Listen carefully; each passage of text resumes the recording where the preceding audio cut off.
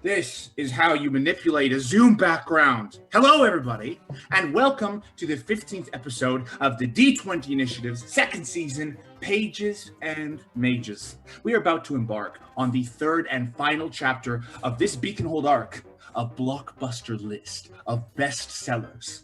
Before I get too much further, we at the D20 Initiative would like to take a moment to recognize that the place we settlers now know as Calgary has a deep history and a legacy of storytelling. And in the spirit of respect and truth, we honor and acknowledge that we are telling stories in the traditional territories of the Blackfoot people, the Nakota people of the Stoney Nation, the Beaver people of the Tsuut'ina Nation, the Métis Nation of Alberta Region 3, and all people who make their homes in the Treaty 7 territory of beautiful southern Alberta. Now, enough mumbo-jumbo. Let me introduce you to our team of adventurers for the evening. Here are your heroic players. She's got 2 weapons, and she knows how to use them. It's our gnome fighter, Lilli, Zrill, Zrinsys, played by Sarah Bannister. Hello. Mighty things come in small packages. It's the gnome sorcerer, Titta and Amakiir, played by Curt, McKinstry. He's a man with holy merit, and some of you have met his parents. It's our human cleric, Ripley Creed, played by DiSilva. Oh. And Griffin Cork is your dungeon master tonight. We got Emma Brager on sound. And my name is Griffin, but you can call me the Easter Prince. Now, our returning viewers know what's about to go down, but in case this is your first time, there will be times where we want you, the audience, to tell the story with us and have your hand in altering the very fate of our party. As we mentioned in the chat, this world is lousy with errant magic, and sometimes that magic affects our adventurers. So, I'm going to need 3 volunteers from the audience to represent this little errant magic chaos that's just freaking abound. So if you're interested in volunteering, you can type me or I will in the chat, and I'll come knocking. And you're going to want to volunteer because if they don't, you have to deal with me, and the Easter Prince is chaotic and is mean. Okay? Yeah, no. Please save Now, us. Yeah. In case you don't know, twisting the destinies of our players is very easy, which sounds bad, but it's not. All you have to do is choose the right moment and type squeak in the chat. And this is a little Easter egg, as we might call it, for when we used to play live in Dickens. We choose the rubber chickens, and that's how we used to signify we miss you, Dickens. Peace and love to Dickens. Now, keep in mind you can only squeak once. Okay, we're not crazy. And a maximum of 2 times throughout the whole night, once in each act. For the first act, our all-knowing DM, Kevin, will let the audience know when squeaks can come into play, and the second act is fair game. Your first squeak will trigger an entirely random effect, but after the break in the second act, it's the same effect. So I want to see your comedy chops. Let me see that strategy. I should also mention, not only are we granting you immense power over the fate and destiny of our players, but each night, one of our volunteers, which means one of you 3, will be randomly chosen to win a MIDI from our lovely partners at Yenny Binnies. And tonight is a boss battle. Probably. It's the last episode. I don't know what's going to happen. But that means we're giving away a large MIDI. And tonight is a large Ankheg. Ankheg. What's an Ankheg? I don't know. You should go to YetiMinis.com and look at it and tell me. And then we'll take a break, like halfway through. And there'll be an intermission, about 10 minutes. It's like 3 hours, so we'll take a break. Check out the site. And again, let me know in the chat if you want to volunteer and win your large Ankheg. It's super scary, I bet. It sounds With a name like Ankheg, how could it not be scary? Yeah, absolutely. Right? Speaking of the chat, you should get in there. I'll be chatting with folks all night. I tried the new pineapple blue blade today, and I'm feeling chaotic. Okay, if you're new and you have comments or questions, please ask away. I am allergic to rules lawyers, and I do not have an EpiPen in the premises, so you have to leave. We greatly encourage live tweeting with the hashtags, hashtag Pages and Mages, and hashtag D20 Initiative. And you can find us on Facebook, Twitter, Instagram, Twitch, YouTube. We're everywhere. We're available on email at the D20 Initiative YYC@gmail.com. Who has email? Who has email? You can fax us. Yeah. I'll make up a number for you to fax us, and that's fine. I'll check my Rolodex and see what I've got going on. Sorry, you might notice that some of our cast is drinking some lovely zero-issue beer. And what's that? You probably want to be cool. right? And have some beer from Zero Issue Brewing? Don't you want to be cool like us? Because you're in luck. Right, there we If you're in go. Calgary or Airdrie or Cochrane, you can use our code, our special little discount code, D20 Dungeon. I'll put it in the chat, D20 Dungeon. You get 10% off of delivery. You can be in your house, and then you get Zero Issue beer. Isn't that crazy? That's the money. So they're local. They credit their artists. Every single time they make a new beer, it's a new issue. It's time for you to check out Zero Issue. I'm going to do a quick chat to see. Oh, wow. We have a lot of volunteers. Oh, my goodness. Baby. Okay. BGYVR, you're going to represent Ant, I believe. Yeah. BGYVR is your champion. High fives. High fives. Hurry. Okay.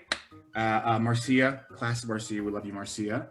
You're going to take on the mantle of Ripley Creed's Aaron Magic. Yes, I get Marcia. Love it.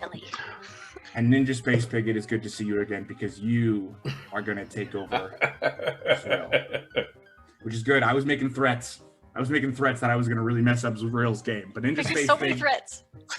too many threats. That's it. I mean, we're all locked up. So it is time to pass it over, I believe, to our DM, Kevin, and I'll see you all in the chat. Onward, heroes. Bye. Thank you, Griffin. Griffin was having a lot of fun. He obviously had Zero Issue prep for the start of the show. Already. Excellent. Welcome back. Now, for those of you who are just joining us, or for those of you who haven't written down in your journals what happened last time, this is the third part of a three-part series. We are currently in Beaconhold. It is the library of Eberron. The story takes place around two libraries, one in Eberron and one in Faerun. The one in Faerun is Candlekeep, and the one here is Beaconhold. Currently in Beaconhold, there is a lot of chaos happening. What's happened is the autonomous clockwork entities known as ACE, and for you D&D nerd types, so these are the Warforged, have had some sort of transformation. Many of them, most of them, have been taken over and are trying desperately to do something. Our heroes aren't sure what. There seems to be lots of chaos. There seems to be lots of violence. There's lots of things going on. But on top of that, the heroes each of them seem to be linked to a building that is in Beaconhold. And what has happened is sometimes they have been able to get to the building in time, sometimes they have not. When they have not, the building, 30, 40-story buildings have imploded, exploded, been destroyed. When they have been there, they have had been able to sort of trigger magical energy, and this energy has surged into their bodies. Some of them have come through that without a problem. Some of them have been a little shocked and jolted, but all of them have managed. Those who have, when they have gotten there in time, they have been able to save the building by absorbing the energy. Now, they are being led by a map that was given to Paige on her birthday. And this map is served as a rough guide for them, on top of being able to read magical auras and feeling magical energies. When last we left our heroes in the last session, they had just climbed up to the White Towers, which is a three-towered building. Ant had absorbed the energy into his body. He had been rejuvenated. He had come through the other side, proving that gnome wizards are much tougher than, say, dragonborn rogues, and had been re-energized and refelt the flow of energy flowing through him. While that was happening, though, all around the three towers, and they are currently in the center tower, there are a flight of books. Thousands of books have become animated and are flying. Flocks of them are flying around, and they are starting to descend on the heroes because the lights have drawn their attention. So as we get started, right this minute, the energy has just flown through and some of this energy has gone into Zrill and into Ripley, and all three of them have now had their bookmarks energized and triggered. So we are ready. Any of our squeakers are ready to go at any point in time. There is a certain randomness happening right now because we are about to launch straight into initiative as these books descend on you. So everyone, if you could just tell me when you hit and what is going on. Oh, I haven't said that. I haven't even put up my own dice yet. Hold on. Everyone tell them all at once. All right, let's start with Ant. What is yours? 14. All right, Zrill. 4. Zrill, you gotta say it with confidence. 4. Go. Ripley? I rolled a 1. See? We're off to a Zrill, great you're start. 4 times as good as Ripley. You guys don't seem so enthused as I do about this combat that's coming up. A lot of I don't usually see flying books. It is a bit weird. All right. Yep, for sure. So there are literally clouds of books descending on you. You see this swirl as they pass by you, Ant. You are first to react. What do you want to do? Gosh. How far away is this swarm of, is it one giant swarm or is there like pockets of them? There's a giant swarm that's swirling around. Some of them seem to be breaking off and diving at you and diving at all three of you. I would say that you can see some coming at you and they are 40 feet away. All right. And is it safe to say that's kind of like the main sort of mass of books? The main mass would be like 50 feet out. And again, they're circling the tower, so they're like in and out of right. Your vision. I guess what I'm asking is, would I logically be able to see that I could cast a fireball on these books? You could definitely cast a fireball on these books. I mean, obviously you wouldn't get all of them, but you would definitely collect a sort of huge section of them. Yeah, well, these books gotta burn. Oh, okay. Yeah. There we go. Set them afire.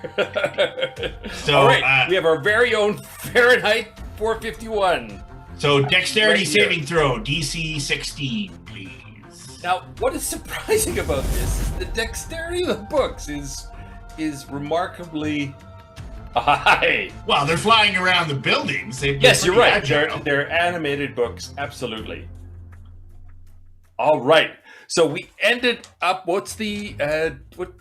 They got a 15. A 16 is what they need. So they have failed. The books are taking full fire damage. And you know what? As a matter of fact, given the fact that they're books, I'm going to give you double damage on that because they're paper. They are flying, but they're still paper. That would be 57 points of fire damage then. Okay. All right.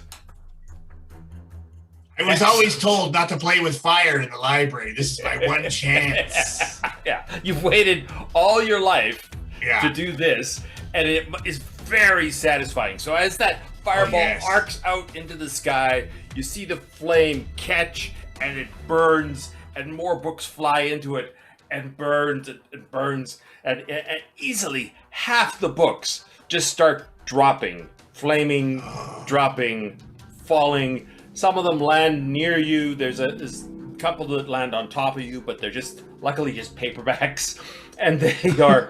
It's just chaos as these books are dropping out of the sky, burning. I I think I'm going to learn more fire spells from now on. I really like fire. Okay, we seem to have triggered something deep inside Anne. I think it all started with burning that cart last week. It Right. might have. Right. Excellent. All right. So, as these books fly around and scoom around, they swoop down and they will sort of mob all three of you. So we'll just see how that works out. Such an aggressive flapping. It's leathery. It's very scary. It's flaming Othering. flapping. That is Flaming excellent work. Emma, thank God you found that. Who knew you could find a sound effect for flying, flaming books? All right. Zrill, you are swarmed by a bunch of books. They get a 23. Does that hit? Yep. Ouch. All right. So you are slammed. It's not too bad. You get 14 points of damage as these things slam, smack into you and flap around you. Paper cuts galore. Paper cuts galore. Flailing, trying to hit them all. Ripley, you take Oh, a boy. 24. to hit. Oh, yeah, hits. All right. And the damage is 11. So you got hit solidly, or not quite as solidly. And these books that are on you, there is much fewer of them. They do get a 22, though. Oh, that's definitely a hit. Right. So good but at hitting stuff. there is only 6 points of damage, as it's only a few sort of lame, some plastic pamphlets that didn't burn as well slice into you. I'll get you next time. Okay. We have the Mighty Four initiative. Zrill. Are they close enough I can hit them? Yes, they're flying all around you. They're literally all over the place. Okay.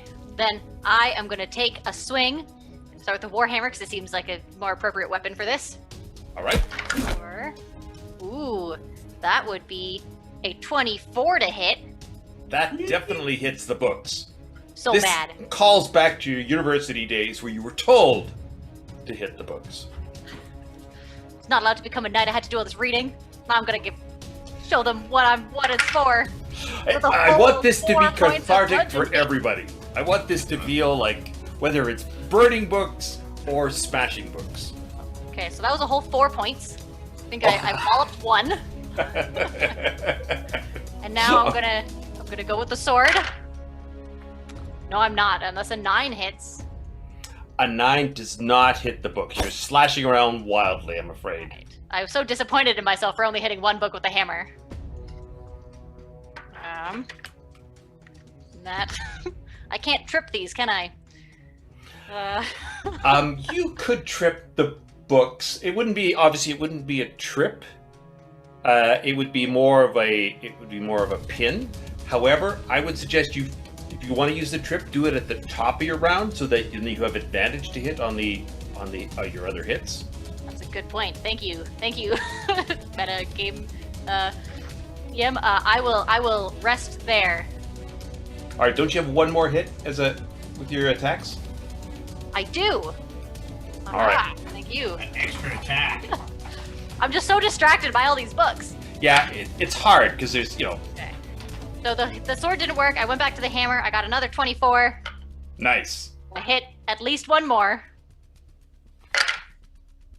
Ooh, that is 10 bludgeoning. All right. Recovery. There we go. Exactly.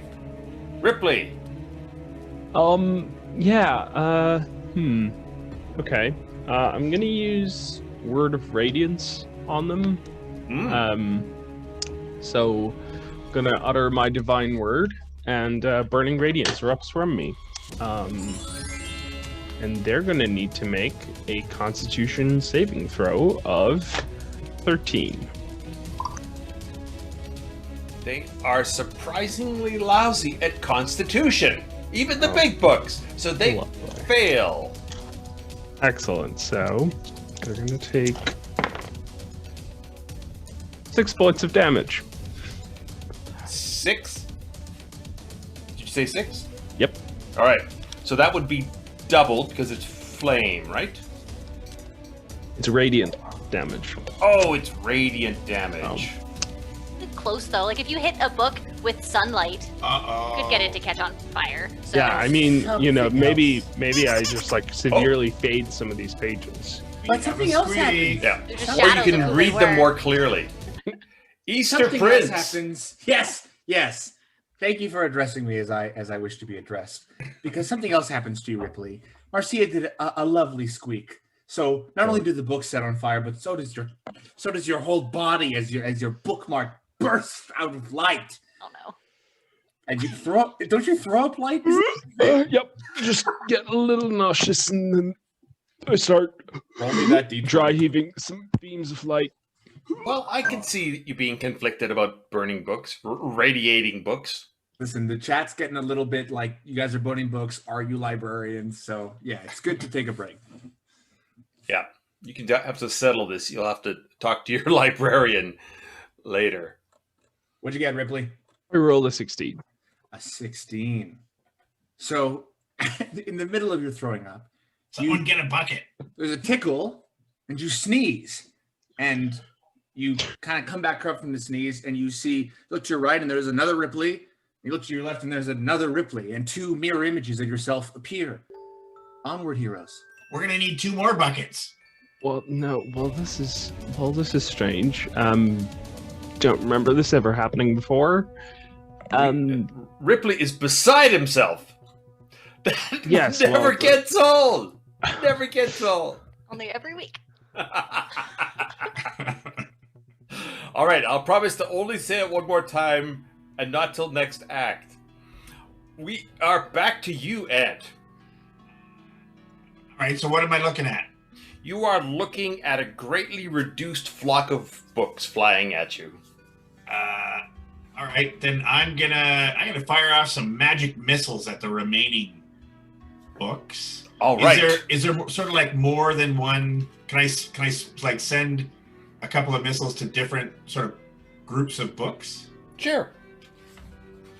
You could see a bunch of swirling around Zrill and a bunch swirling around Ripley and a few swirling around you. All right, I'll send 2 missiles to the group that's surrounding me, 1 to the one on Ripley and 1 to the one on Zrill, because I'm going to cast it at the 2nd level, which means I get 4 missiles. Yes. 4 or 5? 4, that's right. 4. Right. So the group that is attacking me takes 8 damage. All right. The ones that are attacking Ripley only take 2 damage. And 2 damage on the ones that are attacking Zrill. All right. So you are clear of books for the moment, Ant. Okay. You were able to completely wipe out the rest of the books that were around you. You still see a cloud of them swirling. They're still coming around, but you are clear if you want to do anything, move anywhere, do anything. You don't have to. I'm just saying that you have the opportunity. Right. Is there somewhere where that I can maybe get some cover? You could go back inside. You guys are currently on an lookover place where there's the telescopes and things. If I were to go inside, would I still have like eyes on the books that are on Ripley and Zrill? Yes, that the big glass doors. Sure. Okay, then I'll You have to I'll make duck my way out, back do your inside. spell, and then duck in again. That kind of thing. Yeah, that's easy enough to do. I'm good at that. Okay, go. Peekaboo magic. Peek-a-boo magic. All right. So this group will now still tumble all over you, Zrill. They're trying to get at you. Let's see. Oh dear, they fumble. How would these books fumble? As they swirl around, they all sort of, as you duck, they all sort of boom, boom, boom, boom, boom, boom, boom, boom, boom. They get confused by the reflection of you in that same glass thing, and they all smack up against the glass in that sort of mildly comedic way. As a matter of fact, roll me 2 6-siders, please.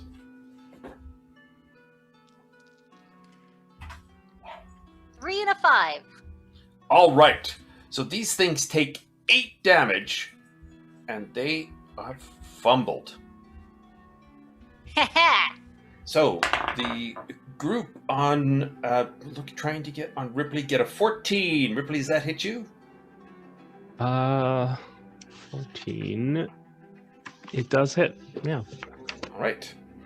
The damage of these books as they come plowing into you is a total of 11 points of damage. Again, you're being buffeted, so it's bludgeoning damage. You're being buffeted by these books.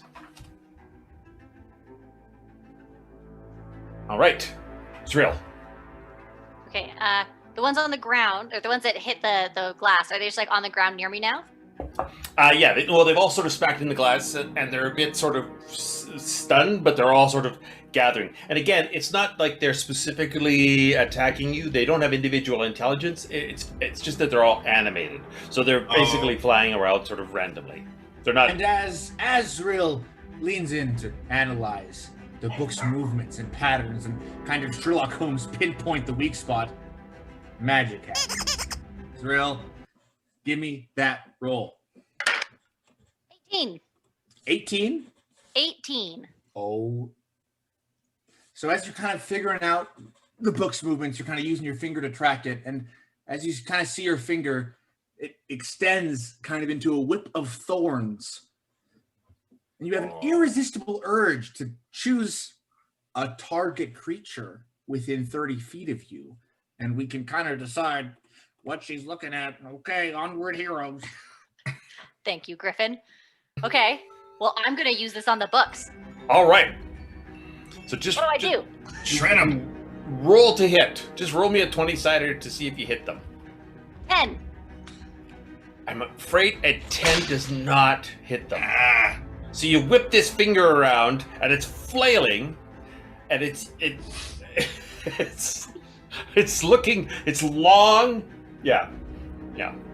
But unfortunately, it doesn't help you in this moment. However, you still have 2 more attacks this round. Well, that makes me mad, so I'm going to shake that off. Try to hit him with my hammer.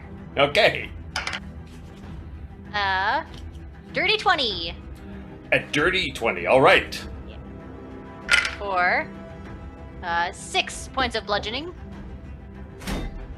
Mac.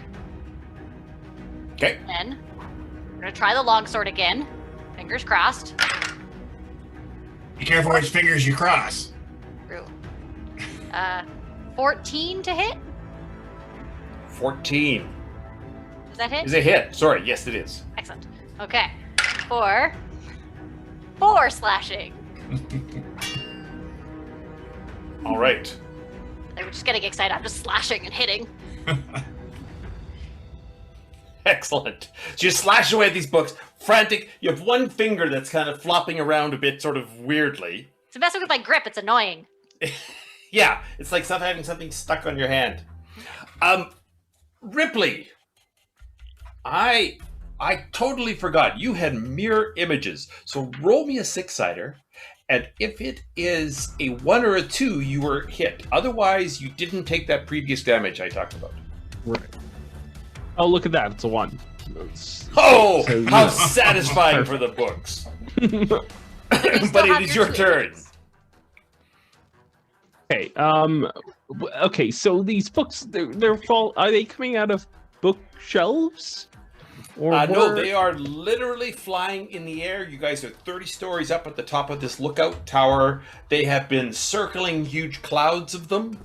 Ant has been torching them. Zrill is finger taunting them I guess I'm smacking them. Do we see? and smacking them. Thank you. Do we see like a source from where they're coming from? No, do Okay. not. All right. Well.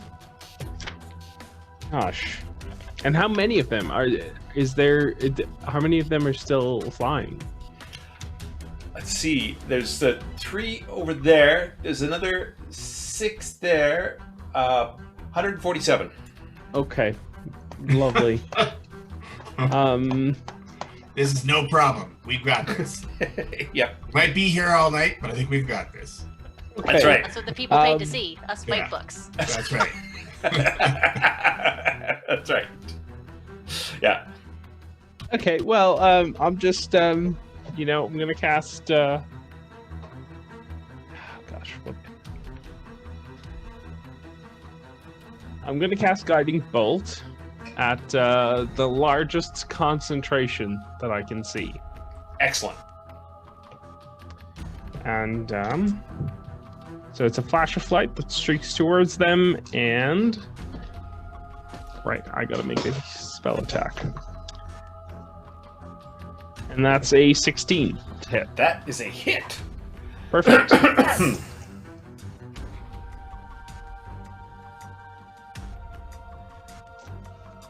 Okay.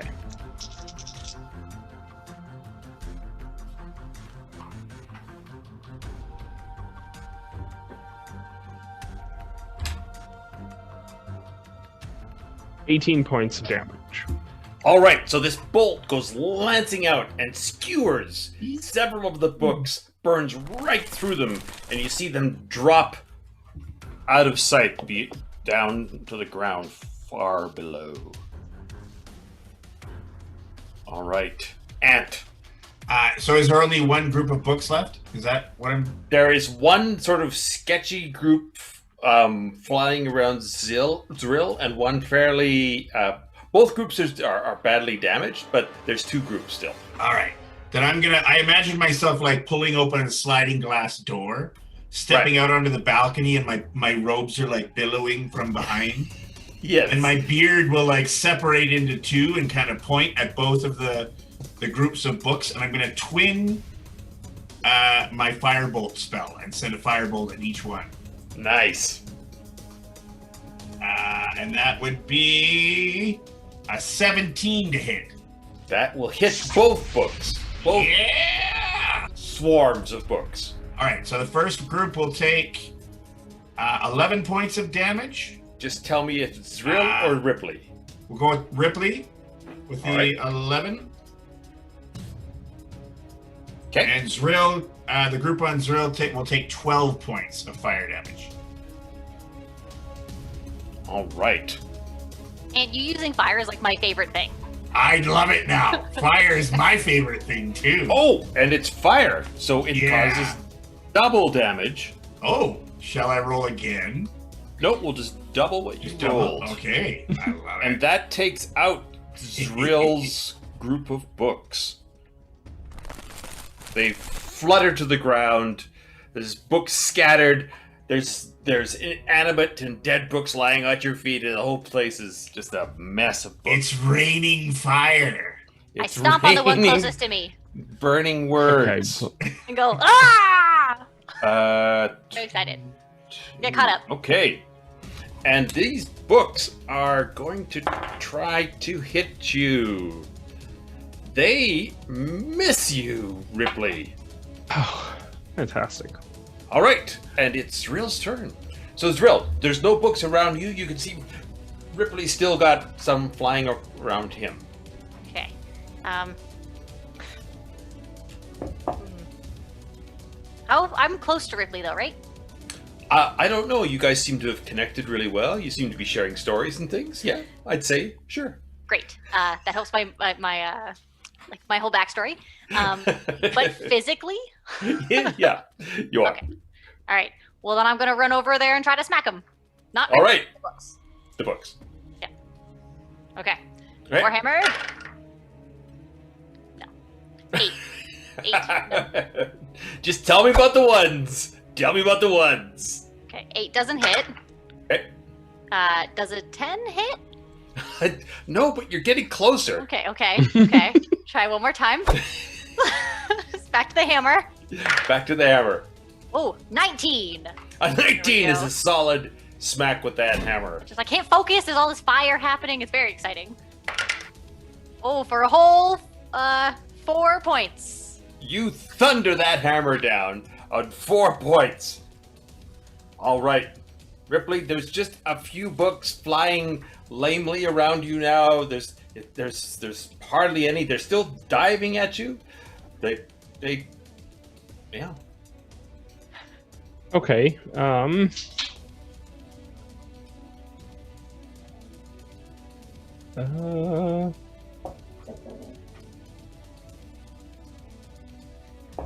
I'm going to use Sacred Flame. All right. On I don't know, a clump of them, and fire. More so- fire. so they need to make a Dex saving throw of 13. A Dex saving throw of 13. They do not. They get a 2. So some of them specifically fly into the flame. And if Sacred Flame is, the damage is double, remember. Excellent.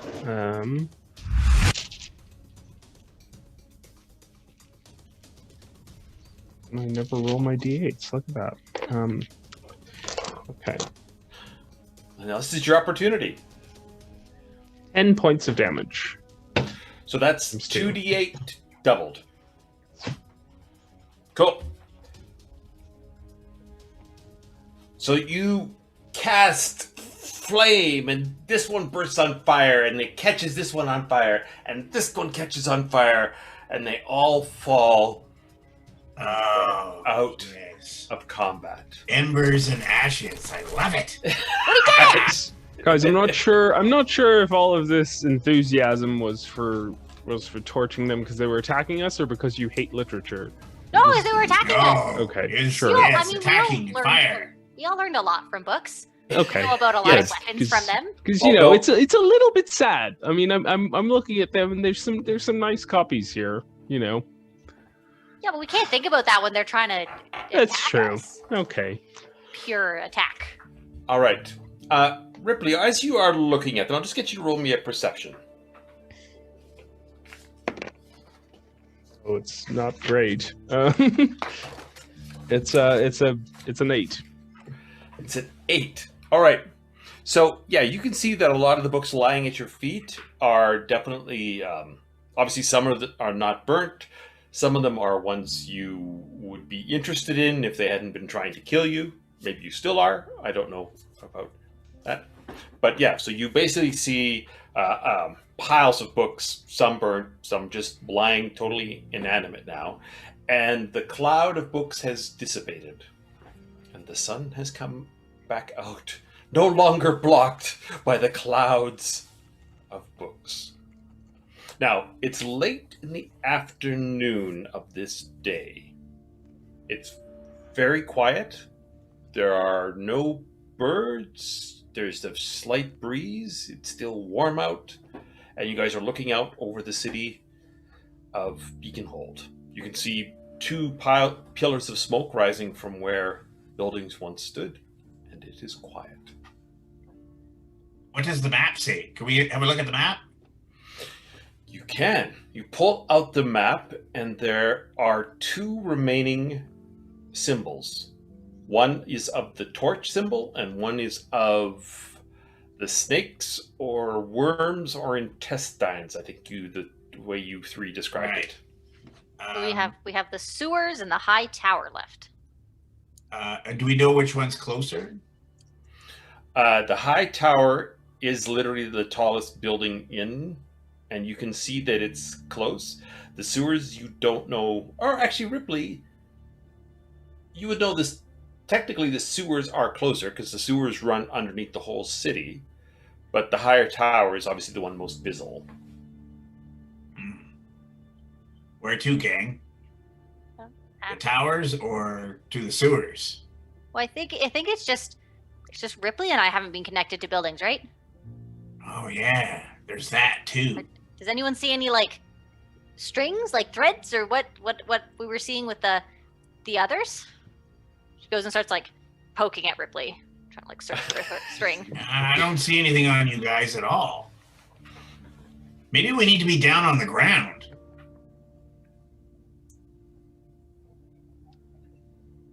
How high up are we? There a zip line? Is there a zip line? Is there a zip line? Well, I can fly. Sorry, Ant. Is there a zip line for Ripley and I? There happens to be a zip line, and not only that, it goes straight over to another building. That's not the high tower, but it's definitely one of those. It's definitely one of the big towers. And yeah, there's a whole zip line. Unfortunately, you have to be this tall to ride the zip line, and it's not gnome friendly. So Well, who's going to stop me? there is definitely no Something one to trying stop to you except Ant and Ripley. Well, I do work for the city, and I probably should be more of a stickler weight for the limit rules. of Ripley, you would know the weight limit's like 250 pounds. So Yes, the two of you that's could true. go across in Sure. probably the three of you could probably all go across on one. Okay. We've had weight issues come up before in this game, and I can't remember why, but there was some. Well, it's about strength and being able. I wanted to carry someone when I was flying, and it's about your strength. Right. Yeah. Right. And then we discovered my armor's heavier than me. Yes. Fine. Right. Yes. Okay. So yes, there is a zip line, and it goes over. It goes over to the Tower of Words. Oh, that sounds interesting. That I don't know. There might be more books there. Yeah.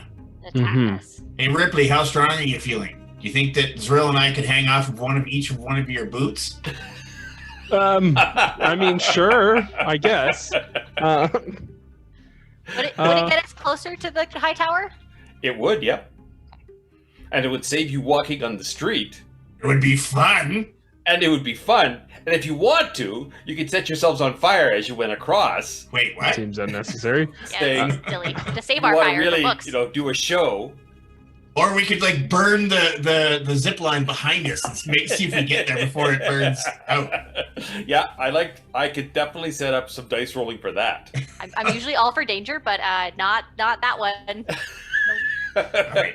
Maybe we should just stick to like the two gnomes hanging off the boots of Ripley. I mean, Yeah. I think I have rope. Could we just like tie ourselves to Ripley? Would that be better?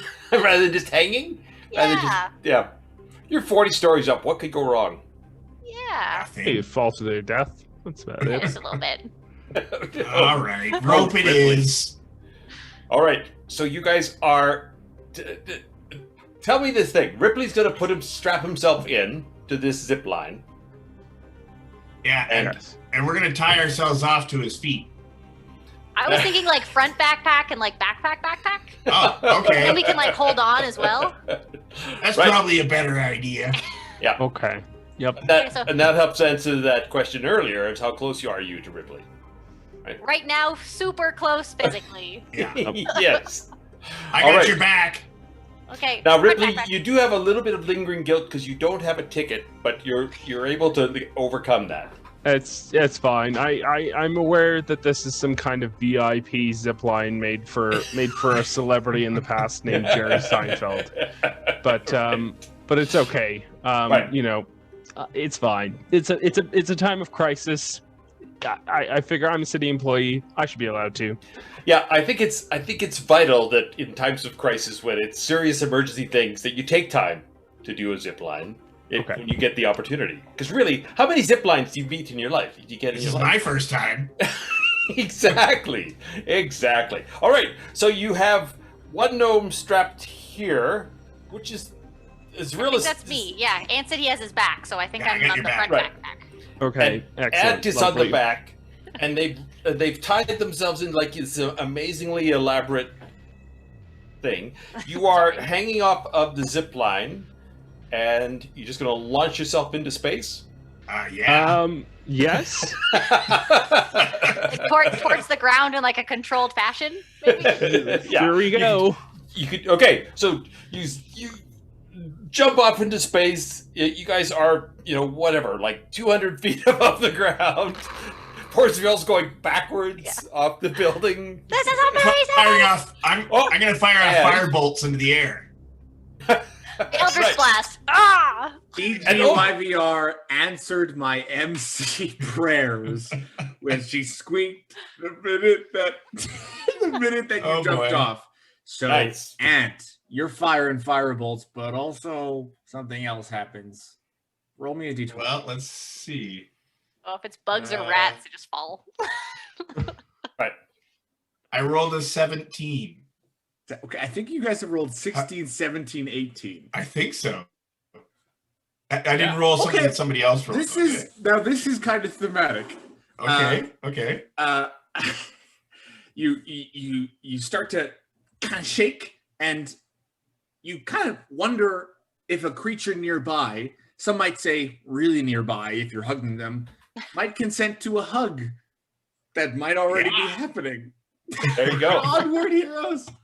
I'm firing off firebolts, and I'm like, Ripley, I just want to share the love. Can I give you a hug?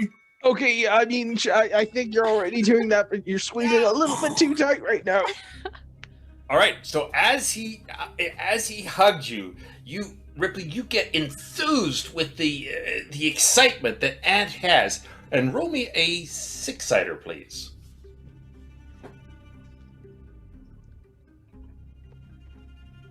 It's a 6. So you get 6 temporary hit points for the next hour. Oh, lovely. Plus, you now also have advantage on any Constitution checks we talk about. Ooh, nice. So anything else that comes up, like the pavement, you will get advantage on the Constitution check. Okay. And also, of course, there's 2 mirror Ripleys hanging in midair on either side of you. That's right. Excellent. As the 5 of you go zipping across to the other building. And a big long thorn whip hanging from Zrill. Yeah. I feel like that thorn whip is probably done. One long, extra long finger dangling thorns coming off of Zrill. All right, Ripley, this is probably going to be fine. I'm just going to get you to roll me a dexterity check. Probably gonna be fine. Yeah, dexterity check.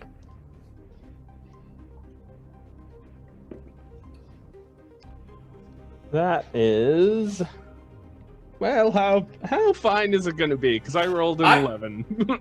An 11. All right. So as you come up on the Tower of Words, you realize you're coming in pretty quickly. You are able to grab yourself and brace on the tower.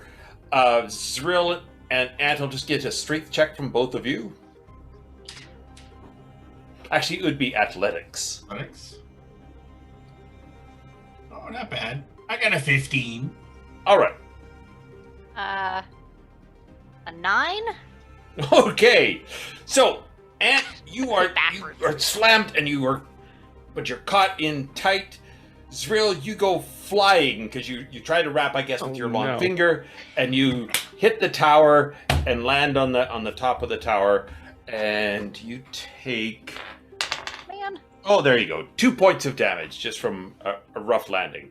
So you guys are now here, basically 300 feet closer.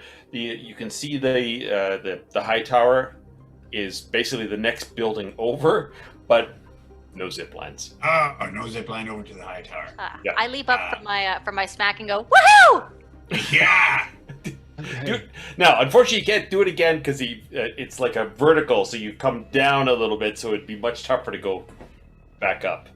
Although you have time, as far as you know, nothing else is happening.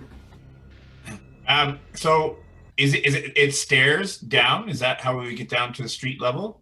Right now, you're on a roof. You would see that there's stairs to go down to the top level, and from there, it's probably an evaporator. Oh, yeah, the evaporators. Well, that seems to be our only way over. I think we have to get back down to street level at some point here. Right. I will get you, actually, Zrill, just to roll me a perception check. Okay. That was a bad choice. I rolled a 1. So I got a 4. There are no bad choices. There are only bad outcomes. If I have a thing in it, if I'm, what's the word? Proficient? Do I get to roll again or no? It's just. I need more information than that. So I rolled a 1. If you're I have +3. Yeah. I'm proficient in perception. You get to add So you whatever get- the you get proficient 4. number. Yeah, so it's just 4. Never mind. Yeah, you are so pumped about what's going on after having done that ride. You're not paying attention to anything else that's happening around you. Sorry, All right. having a great time. So, do you just head down to the top floor of the Tower of Words? Yes, I think so. All right. Let's go. There, you see, there's a small souvenir shop selling zipline paraphernalia and T-shirts and. Do they have one of those pictures that they took of us while we were on it? Yeah. And can we get that put onto a T-shirt? Yeah, you Picture? totally can. Now, what they have is one of the ace is got there, and he's sketching frantically. give you a drawing. Yeah. And he's got 6 other arms. And he goes, "Hey, how you doing? Fantastic. That was a lot of fun. That was the best ride I've seen all day. It's been a slow day. Things were going on. I don't know what's going on. Hey, listen, we have postcards on sale. You want a shirt for that? I don't think we have the shirts in gnome size. Let me check. Oh, yes, we do. My God, it's a good deal. Hey, and you, fella, you are an employee. You get an employee discount. It's 10% or 15%. It's today, Thursday. Oh. Thursday's 15% employee discount. What can I do for you? Take my money. I want the shirt. Okay. We got one shirt with that expression. My goodness, look at that. Look at the look on the gnomes' faces. It's priceless. Worth 1,000 words here. Did in you the catch Word me with the Tower. fire bolts going? Yeah. And anything else? Anything I'll take a for you, postcard. young miss? A postcard, please. Yes. Would you like a postcard? We have the new postcards. I'm just producing them right now. See? Sans 2 towers. Oh, up to date. Good. Yeah. I immediately start writing a note to Rosette. Okay. And for you, sir. So, how are you feeling? Is everything okay? Because I don't know if you've noticed, but some strange things are starting to happen to the aces around the city. I feel fine. It's been a quiet day. It's not much fun going on. I see a lot of I see a lot of people running around. I heard some strange noises, but I've been busy.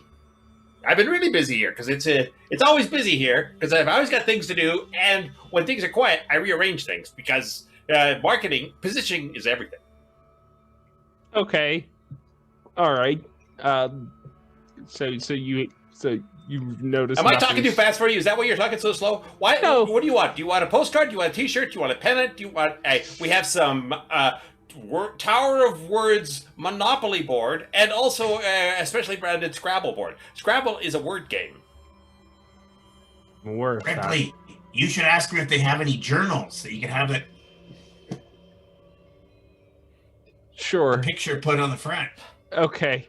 Yeah. Why not? Do you have any kind of journals that I could? Yes, we do, but unfortunately, I'm not going to be able to give one to you because you don't seem like you're that interested, and I want to save them for people who really see them as being really special because they are handmade, after all, or at least 8 are made. For service I ever received. Can What do you I? think this is, Faerun? Okay. We do quality work here. Okay. Art, man. So what you're telling me is you've noticed nothing strange happening around the city. I have not been around the city. I live Okay. and work here. This is my life. This is my world. Maybe the key is to keep them really, really busy. Yes. Anyway, so he Good point. sketches out a shirt, gives it to you, and Thanks. he spans out some postcards for. Oh, he's already given you one. That's right, because you wanted the. I'm writing a note. I'm writing a big note about it, and I drew Sylvia so that Rosette knows what she looks like. Oh, Sylvia right. the goat. The giant goat. flashback to the goat. And I drew me on top of the goat. Right. Excellent. Taking a long time. Okay. Yeah. Listen. How do we get down to the street level? You can take the evaporator. It's right there behind you. Okay. You walked in when you come in. Are you sure you're an employee? You don't seem that aware of what's going on. This is the Tower of Words. Welcome to Beaconhold. Would you like a Yeah. map? And he goes, unloads a big map. I think it's time to go.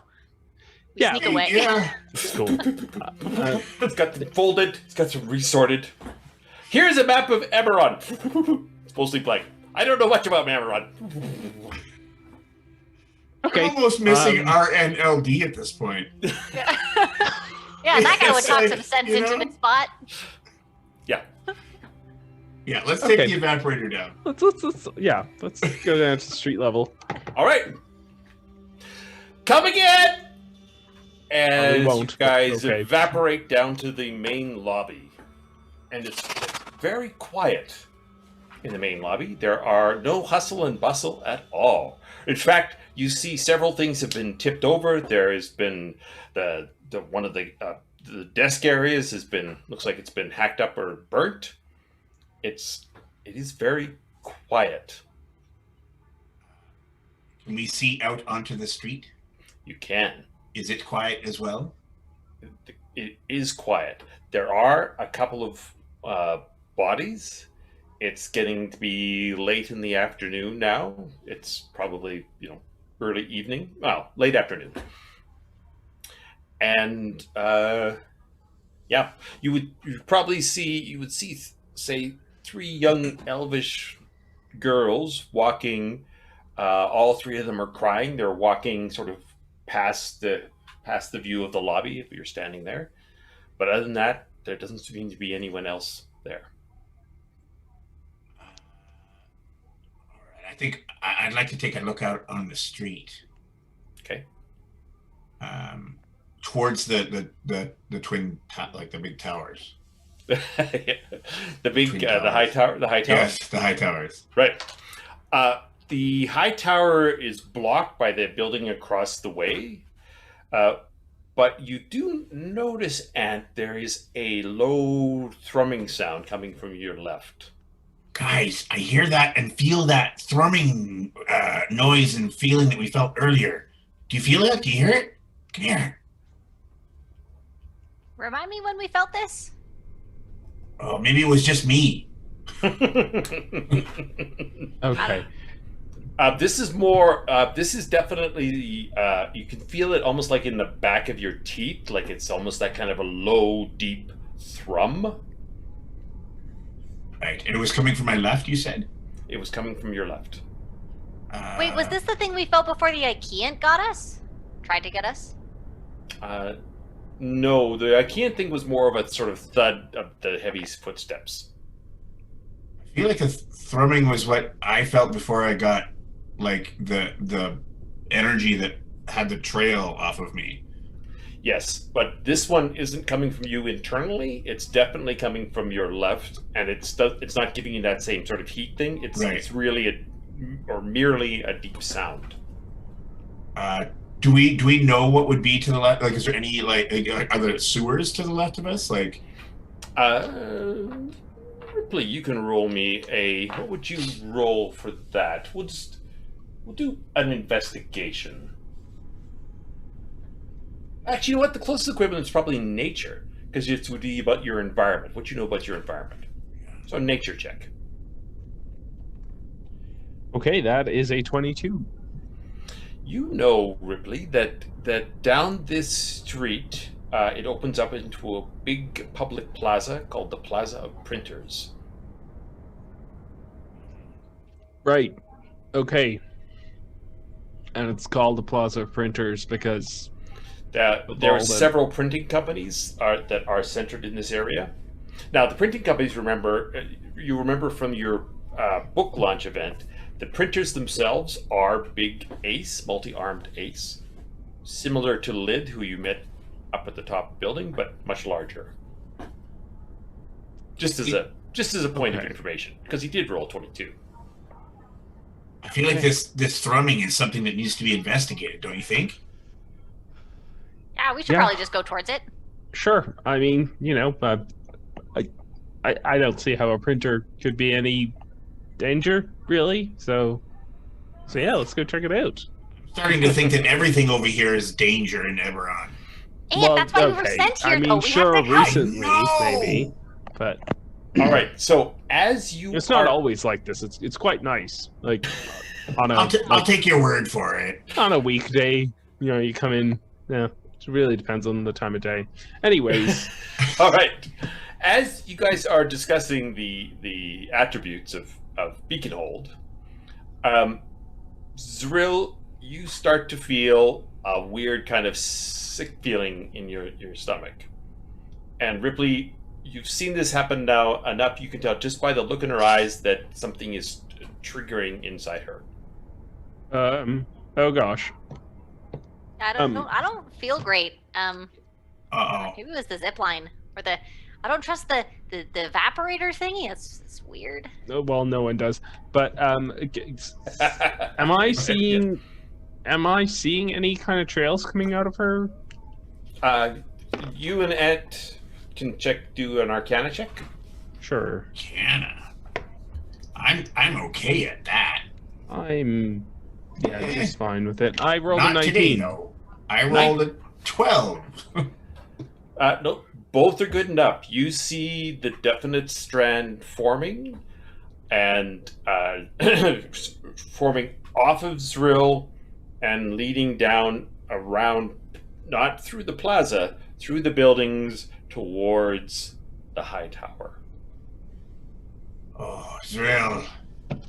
Zrill, you've got that thing coming off of you. It's leading towards the high towers. Ugh, okay, I guess we gotta go there. Yeah. So... Okay. What's the quickest way there, Ripley? The Uber? Can we call one of them? Yes, you could call Uber.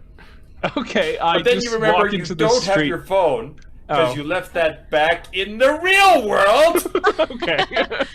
I burst out of the. I can't handle this. I burst out of the thing and I go, Sylvia! All right, sure. Roll me a performance check, Zrill. Damn it. No. 19. Okay. From far off, you're and the steady clop of powerful hooves crackling down the pavement. And there, before you, in all her livestock glory, is Sylvia the giant goat. We all thought we'd never see Sylvia again. We were wrong. You've no idea. I'm how knew you I'd did bring her that, back, so but she has okay. a good sound. She was waiting for you. You had asked her to leave, and she was determined to stay here and eat the grass that was handy. So, Sylvia, you now you're the have best. Sylvia. Well, we climb aboard. Yeah, For everyone. Yep, let's do it. All right. So the five of you climb up on Sylvia and ride off down the canyon between the buildings, heading towards the high tower.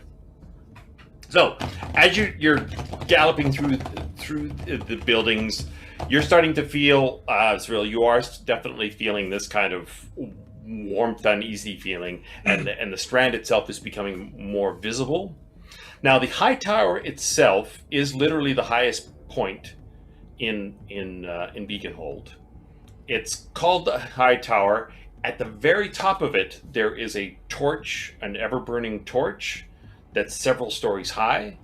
As you get close to it, Zrill, you feel your own light start to burn off the top of your head. Do you want to describe for us what happens for you? Yeah. My hair, it's you'd see it right now, but I disappeared into my background. My hair is bright red, and it's a buzz cut, and it turns into literal fire. And it doesn't burn me. I've gotten used to it now. I don't freak out anymore. But now it's not triggered as if she's got a bookmark triggering, but you can see it's sort of in response to what's going on there. You ride up. You are looking at these broad stairs that lead into this lobby. Unlike most of the buildings you've seen, this doesn't have a big fancy door and a big fancy lobby area. It was one of the original buildings, so it's got just a regular door inside. Or sorry, a regular door leading inside.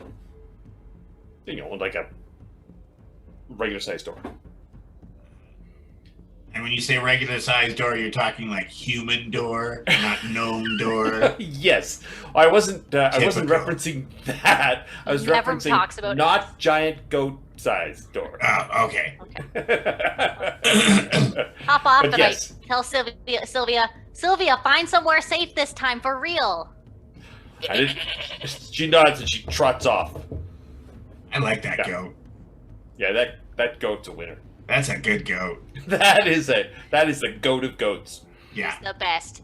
So I take out my warhammer because I'm not thinking straight, and I hit the door.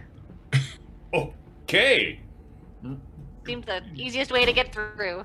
Yeah, you bet. So the door like bursts open, cracks even. And You know what would have been even more cool is if your hammer was enchanted with fire. That would be more cool. And can we do that? Come the 9 hells or high water, you bet your bottom. Excellent. All right. Tell So Lumen too. you are in a small room. There are no evaporators. We just have to go up the stairs. So we are going to do a constitution check every 10 floors. All right, So first exciting. 10 floors. You guys are running up those stairs, running up those stairs. Give me a constitution check. Oh, but Ripley, you Ripley, are doing it at advantage Right. because you have that temporary bare Oh, hit that's points. true. Oh, actually, whew, Well, I rolled a 20, so Wow, excellent. Zrill, Dirty 20. dirty 20, and I rolled a natural 20, so I got a 22. I actually got a second win, you guys. We're doing I great. had to We go didn't another have to 20 do the rest floors. of them. We've done great. all right. So you go up another 10 flights. Boom, boom, boom, boom, boom, boom, boom, boom, boom, boom. Turning around. Another constitution check, please, people. Whew. 19. Okay. 13. All right. And I wore myself out of the first 10 flights.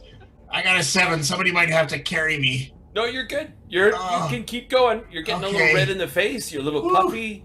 Yeah. But you're heading up to the 30th floor. You get up to the 30th floor. Roll me that constitution check. 19. I hope I'm not using all my good rolls now. I have a big one coming. All right. And Yeah, I got a 19. I guess I just had a little moment of doubt there. I'm feeling good. yep. 19. Whoa, you guys are rocking this. We All right. found some orange slices on the way up. Yeah. We're good. Vitamin C, man. All right. Let me just make sure I've got that. All right. So the okay. Again, you are now at floor 40. Is this the top or we roll again? Roll again. Okay. Oh boy. 16. Okay. You're puffing a little bit, but you're still working it. I got a 12. When does this end? Is there a top in sight? Can we see the top? I rolled a dirty 20. All right. So, and you can't go on. Oh, I can't go on, you guys. I'm just Gotta too tired. rest. I gotta rest. Can one of So- your clones carry him, Ripley? Oh yeah, I turned to my clones and I asked them, could one of you carry him? And They they just said, repeat what you said back to you. excellent. I don't think I'm you like, fully grasp what a mirror image is. But Oh. if you want to talk to them, you go ahead. But they, you know what?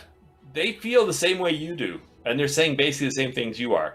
As in exactly the same things. they're like, I feel like they empathize Okay, with the me, short- but they're the not short- being very helpful. The short answer is no. Okay. What can't. if Ripley stood like beside Ant, so one of his clones was in front of Ant, and then he like scooped, and then the clone would scoop up Ant. Guys, it's no use. System. Can't go on without me. It's no use. If only I could fly. Oh, wait a minute. I can fly. You can And fly. I cast fly. All right. Now you're like Wait, I knew powering this up earlier. in the middle of the stairs. You're just going right up. I look but at Ripley This and is say, so much easier. All right. However, it's only like 10 more flights up, and you guys are at the at the Oh, top. I should have done this at the bottom. I look at Ripley and say, I wish he could have taken us with him. It would have been nice. Oh yeah. Yeah. I don't So want you to see leave him my looking clones down behind, though. looking over the railing There's down a at you fly, now. you know. All right. So you get up to the top floor. There is a door there that is lead you out to where the torch is. Zrill, you are really feeling this. This is a strange thing happening. It's a narrow like basket effectively that has the heat of this. This contains the heat of this torch that you have to go into. So what I'm saying is you have to go outside, and you're standing at the door now. You're at the very top level, 60 stories in height. Yes, I go outside. You're right behind. Weapons in hands. Yep. Yeah. We'll follow. The door is locked. Well, I'm gonna hit it with my hammer. All right. You roll that hit. Do I have to roll to hit, or just damage? It's a door. I'd say it'd be pretty easy to hit, but let's see what sort of craziness your dice rolls create. Okay. 19. No, that's a 22 to hit. All right. Okay, so you slam. You know what? I take back all the things I thought about your hitting ability. Go ahead. You hit that door solid. Roll damage. 4. 4 of damage. Huge start. Yeah. Very accurate. I was aiming for the knob. Oh, all right. Right off. You bet. That's exactly what happened. The knob fell off, clanked down, and you hear it go clink, clink, clink, clink, clink, clink, clink, clink, clink, clink, clink, clink, clink, clink, clink, clink, clink, clink. All right, so it's still clanking. How do we open the door? Well, No, the door knocked it off, swings I open swung it open. because now Yeah. the latch is Nothing broken. holding it. It was so And you bad. guys are hit by this wave of heat because this flame is just like 10 feet above you, and it's this monster flame, probably 10 feet across. It's a beautiful flame. Ripley. So yes, Wait, so Ripley? Ed, like a moth, starts circling it because he's flying. Yeah. Oh, it's so pretty. And don't get too close. Oh, how can you not get too close? You'll be fine, probably. Yeah. Hey, All right. Ripley, do you guys have like a really big like sporting, like a big athletics thing that happens every 4 years or something? Yep. Does it use called, this? Yes. It's What is it called, Ripley? it's called the FIFA World Cup. The FIFA World Cup. There we go. But Yeah. it has a bunch of sports? No, actually, it's just the one where they kick the ball around. I don't remember. Okay. Nobody squeaked. FIFA World Cup was really funny. Onward Heroes. There we go. Glad to know. I want to All know right. what FIFA Okay. stands for. Yes, there we go. All right. So as I pull you all back from the sidetrack, Yeah. we were starting to wander down. Right. That's right. You know what? We can talk about that after you take your Uber. All right. Okay, we could talk about it in the Uber. We can talk about it in the Uber. Exactly. So there is now lightning start to work up the sides of the building. You guys are standing out there. This heat is blowing. You see ants circling, and you see lightning coming not only from the base of the ground, sparkling and dancing and crackling up the sides of the building, but now there is also answering lightning coming directly from the sky as the place darkens. And Zrill, you start to feel energy flow into you. From your feet, from the top of your head, from anywhere that you are gripped, you feel this energy roar and grow and surge inside you. As you guys watch, you see her arch suddenly. Her head has gone back. Again, light spills out of her mouth and bursts out of her eyes, and her arms go rigid, and even the one long finger goes absolutely rigid 20 feet into the night sky, and this energy surges into her. Zrill, I just need you to do a constitution check. And I'm just yelling like in slow motion action movie style. Right. Just a check, not a saving throw. Oh, you know what? It is a saving throw. You're right. Oh, then it's a 25. Whoa! So you do like a MCU 3-point landing back right onto the thing. The metal rack dents, and you look up and your eyes are glowing and your hair is on fire, and you have all your hit points back. You've had a long rest. Whatever you gain back by having a long rest, you are back full max, ready to rock. Oh, and I smack something nearby with a hammer. Not a friend. Not a friend. So, yeah. Very excited. That's right. And it clangs and it buckles. Oh. Ah! Yeah. And clap Riley on the shoulder. That's right. Yeah. Ah. Yeah. That's how we do it in Faerun. Ant! I jump for a high five from Ant. Ant! Yeah. And I fly by and give you a high five. Nice. Spin around. Yeah. All right. So, So nervous. you are fully invigorated. Ripley, you see the symbol of the torch fade. Doesn't disappear. It just fades into a simple drawing on the map. And there is silence and again a slow sense of anticipation.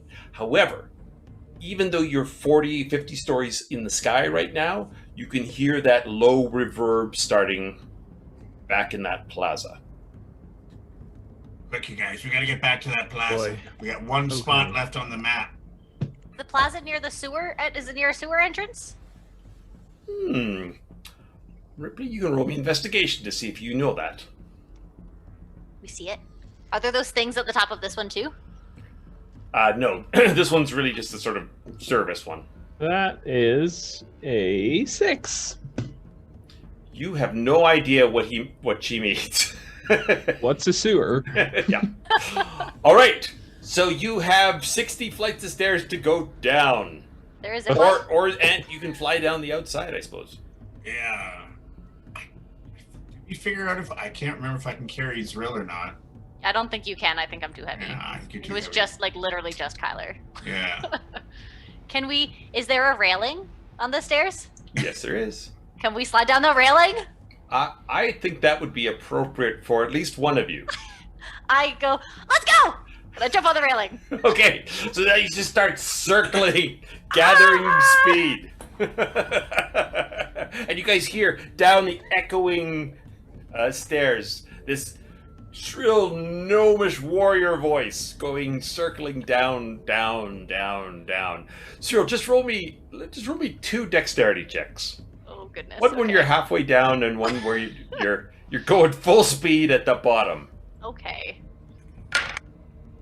15. 15. You have no problem hanging on. Holding on. Getting dizzy. With a 10.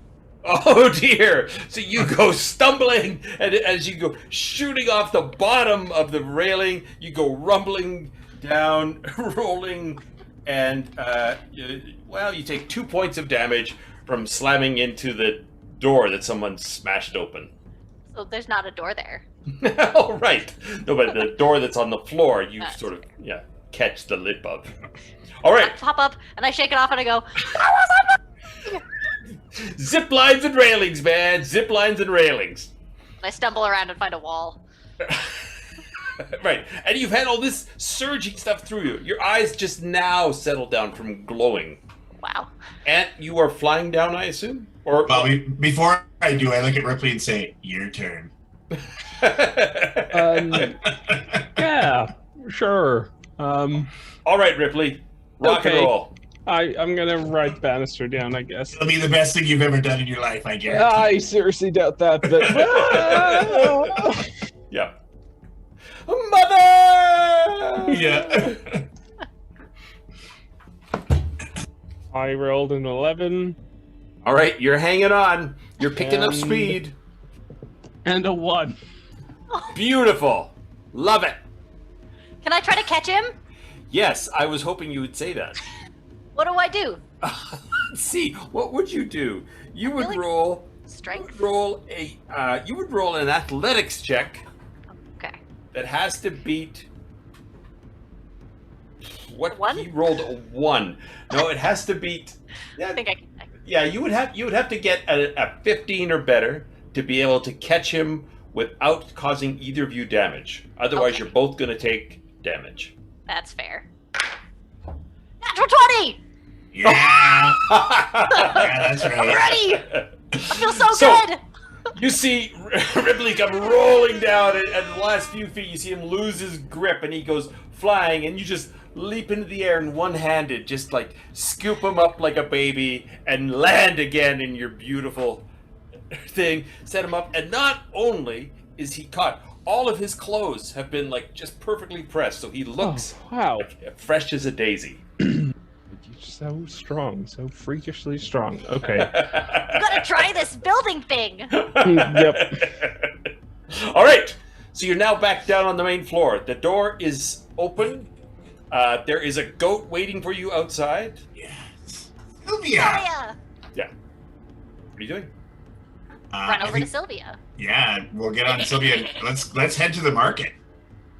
All right, the plaza, Or the plaza, yes. Sprinters Plaza. All right, so you get on, and as you hop on the goat and start riding towards the plaza, you realize that the plaza is filled with figures, like hundreds, if not thousands, of ace, and the aces of all sizes. So there's big ones.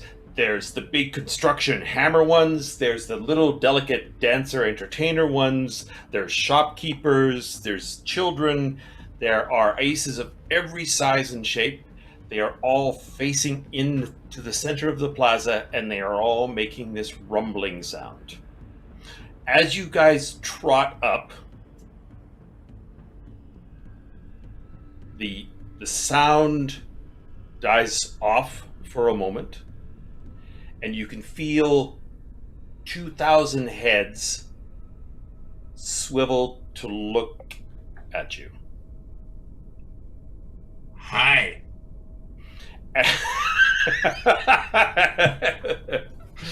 Now, the sound immediately kicks back in, and from deep underground, deep under the plaza, there is a answering rumble, and it grows slowly louder. The ground starts to shake.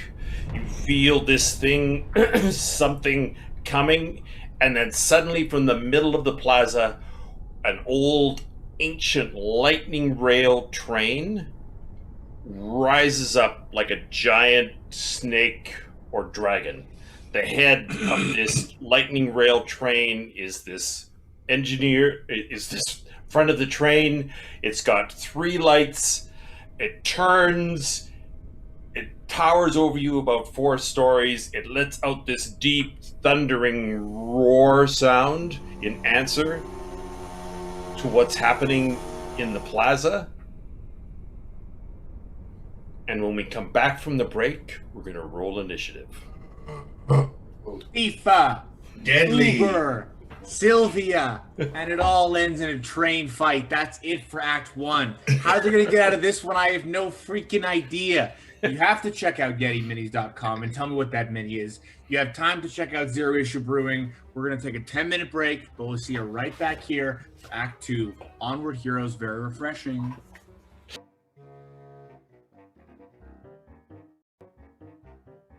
Anticipation? Oh, hi.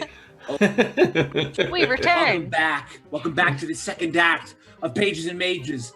If you didn't use your intermission time to check on YetiMinis.com or didn't order any beer from Zero Issue Brewing, you have to tell me.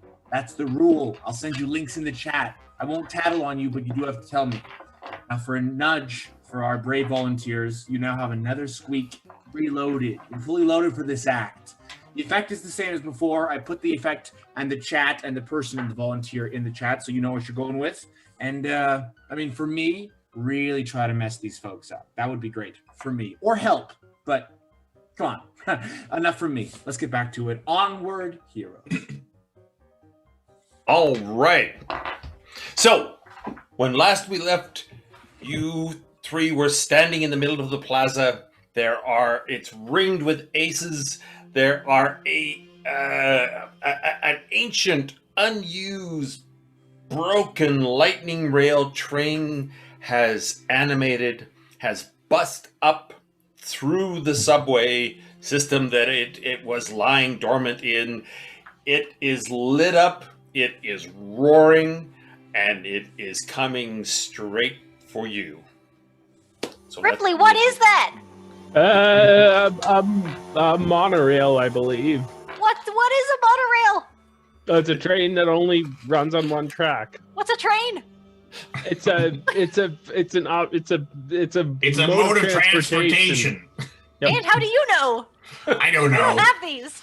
I read about it in the book. Brochure, okay? Okay. All right, so is that how you're going to spend your first action, doing that conversation? No. No, it was All before right. the action. Just give me some initiatives then. And if you want, I'm not saying you can't. I just want to be clear on it. No, I'll take my 12 and do something different. All right. And you have 12. Yes. Got a dirty 20. Okay, Zrill. And Ripley. Five. So pumped. That's it, Ripley. You're working your way up. Good. Okay. Excellent. Zrill, you are first. How far are we from this thing? You are about 30 feet from it. Okay. I can't get close enough. So, I will. You could hold your action because it's coming at you. Hmm. So you could wait till it's close enough for you to move in. Whatever, I don't know what your movement is. It's like 25, something like that? Yeah, 25. Right. Short So legs. it will cover the ground quickly towards you. Okay. I think I'm gonna leap off Sylvia. Because I was Right, want Sylvia okay. to get to safety. And I'm gonna run like maybe like 5 feet closer, and I'm gonna try to Eldritch Blast it. Oh, all right. Okay. All right. A 12 to hit. Let's see if it hits that. The Pretty Eldritch big. Blast goes flying from you and clangs off the front end of the engine, but it doesn't seem to do any damage. I guess lightning's not the best choice, guys. All right. Now, this thing comes roaring down on you. It does seem to float on a track normally, and it is sort of plowing through the plaza to get at you.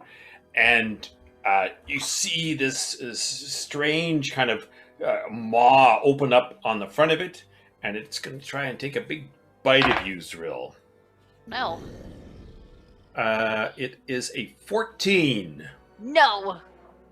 So you dive out of the In the way nose. as Oh, okay, this definitely. 6-foot maw clangs shut to where you were just a minute ago. And I'm gonna fly in as close as I can to the head of this thing, right, and I'm gonna spray it with poison.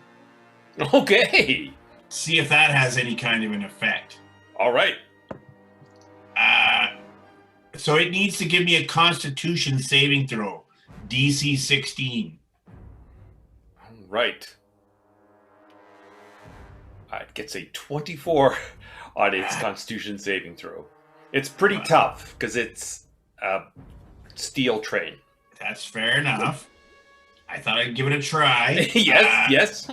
I'll use the rest of my movement to kind of fly it back like about 20 feet and just kind of hover in the air. All right. So you sort of dive bomb it with poison. Yeah, It seems to shake it off. Is it half damage or no damage? it's no damage. Right. All right. Ripley. So, is it still coming at us? Because it seemed like it went past us. It went diving at Zrill. It wasn't able to get at Zrill, so it's circling around. And it's knocking Ace out of the way. It's plowing down buildings as it crashes into them. And it's circling around to get back at you again. And it's What not on the it seems track? to happen is it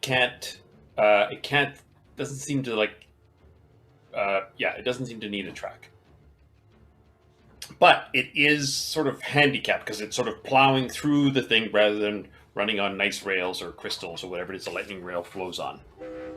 Okay. There we go. Thank you, Emma. Is there... Okay. Is there, like, a building I can jump into? I can duck into?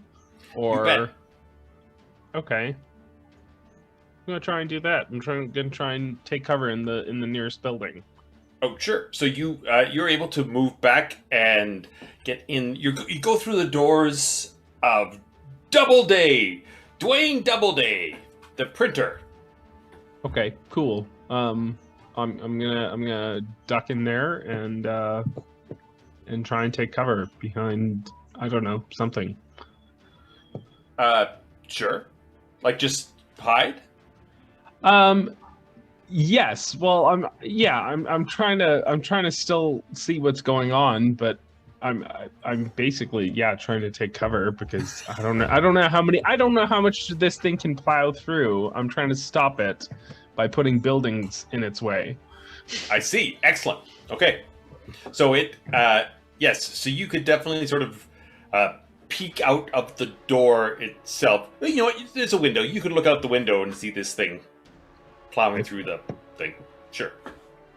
All right. We are back to you, Zrill. Okay. As it runs around, did you say lightning train? Is it like rippling with lightning?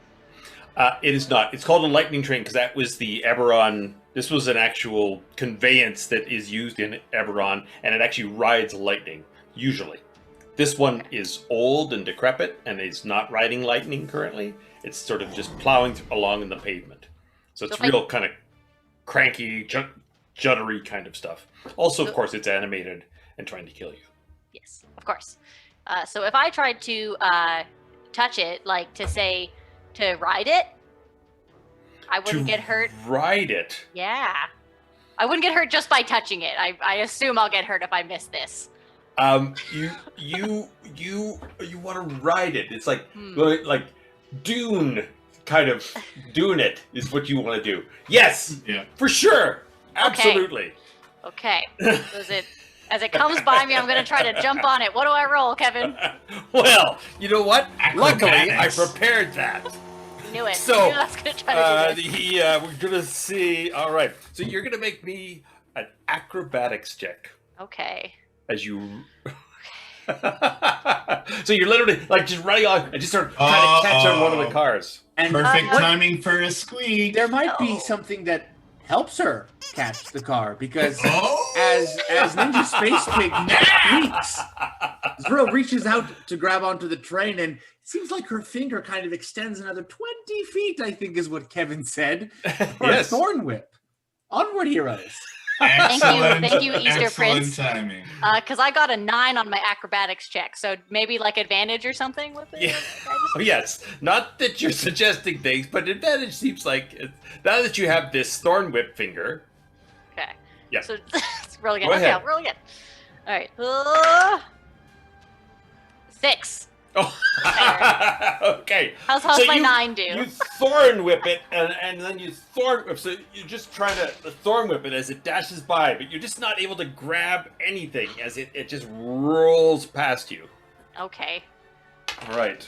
Is that my whole action? Well, you tell me. You would have you would have possibly a bonus action. I do. Okay. Does my thorn whip count as an attack action? Because then I got another one. I'm assuming it's too far for me to smack. It's rolling along right in front of you. You can take a smack at it, sure. Okay, let's take a smack at it. And you're smacking at it with your hammer? Yep. Yes. That would be an 18 to hit. That will hit it. You will clank it. All right. This thorn whip finger thing, it always sounds so cool, and that I can't use it very well. That is an 8 bludgeoning. I'm not used to things. I'm used to very solid things. Yep. So you crack that hammer down and gave it a solid 8 damage. Nailed it. I got it, guys! Yeah. Smack it as it rolls around. Now, it looms up in the air to try and take a snap at you, Ant. Uh-oh. Oh, but it can't reach high enough, so it lunges, and it's like it just reaches up it's shy about 2 feet, and the huge maw clanks shut again, and it crashes back down to the ground. Your turn. What do I see inside the mouth? Like, what is it? Does it look like just the inside of like train cars? Yeah, you would see basically lots of jolting light. You would see stuff going, basically lightning going all through it. What in the well, you would know this. Yeah, you see lightning running through it. Okay, as it opens up its mouth to like claw or bite at me, I'm gonna fire a fireball down inside of its throat. Okay. Excellent. Yep. So. Classic dragon tactic. Yeah. It's a dexterity check? Dexterity saving throw DC 16. All right, well, it fails. All right, well, it's going to take 31 points of fire damage down its throat. All right, so you see this fireball disappear into this maw, and the fireball disappears, and all of a sudden, just like at the next car, there's an explosion, and a wreckage flies everywhere, and the first car has sort of been blown out. Look what I did! That was so cool! That was so cool! I call from Can't inside do the it building. again, Good no, job. that's it! All right, Ripley. Okay. Is it still going? Yep. Ugh, okay. Yeah, because normally hiding in a building kills all the monsters. Well, I don't know. It's okay. I'm gonna peek around, still in cover. I'm gonna peek my head around the corner, and cast some guiding bolt at it. Okay.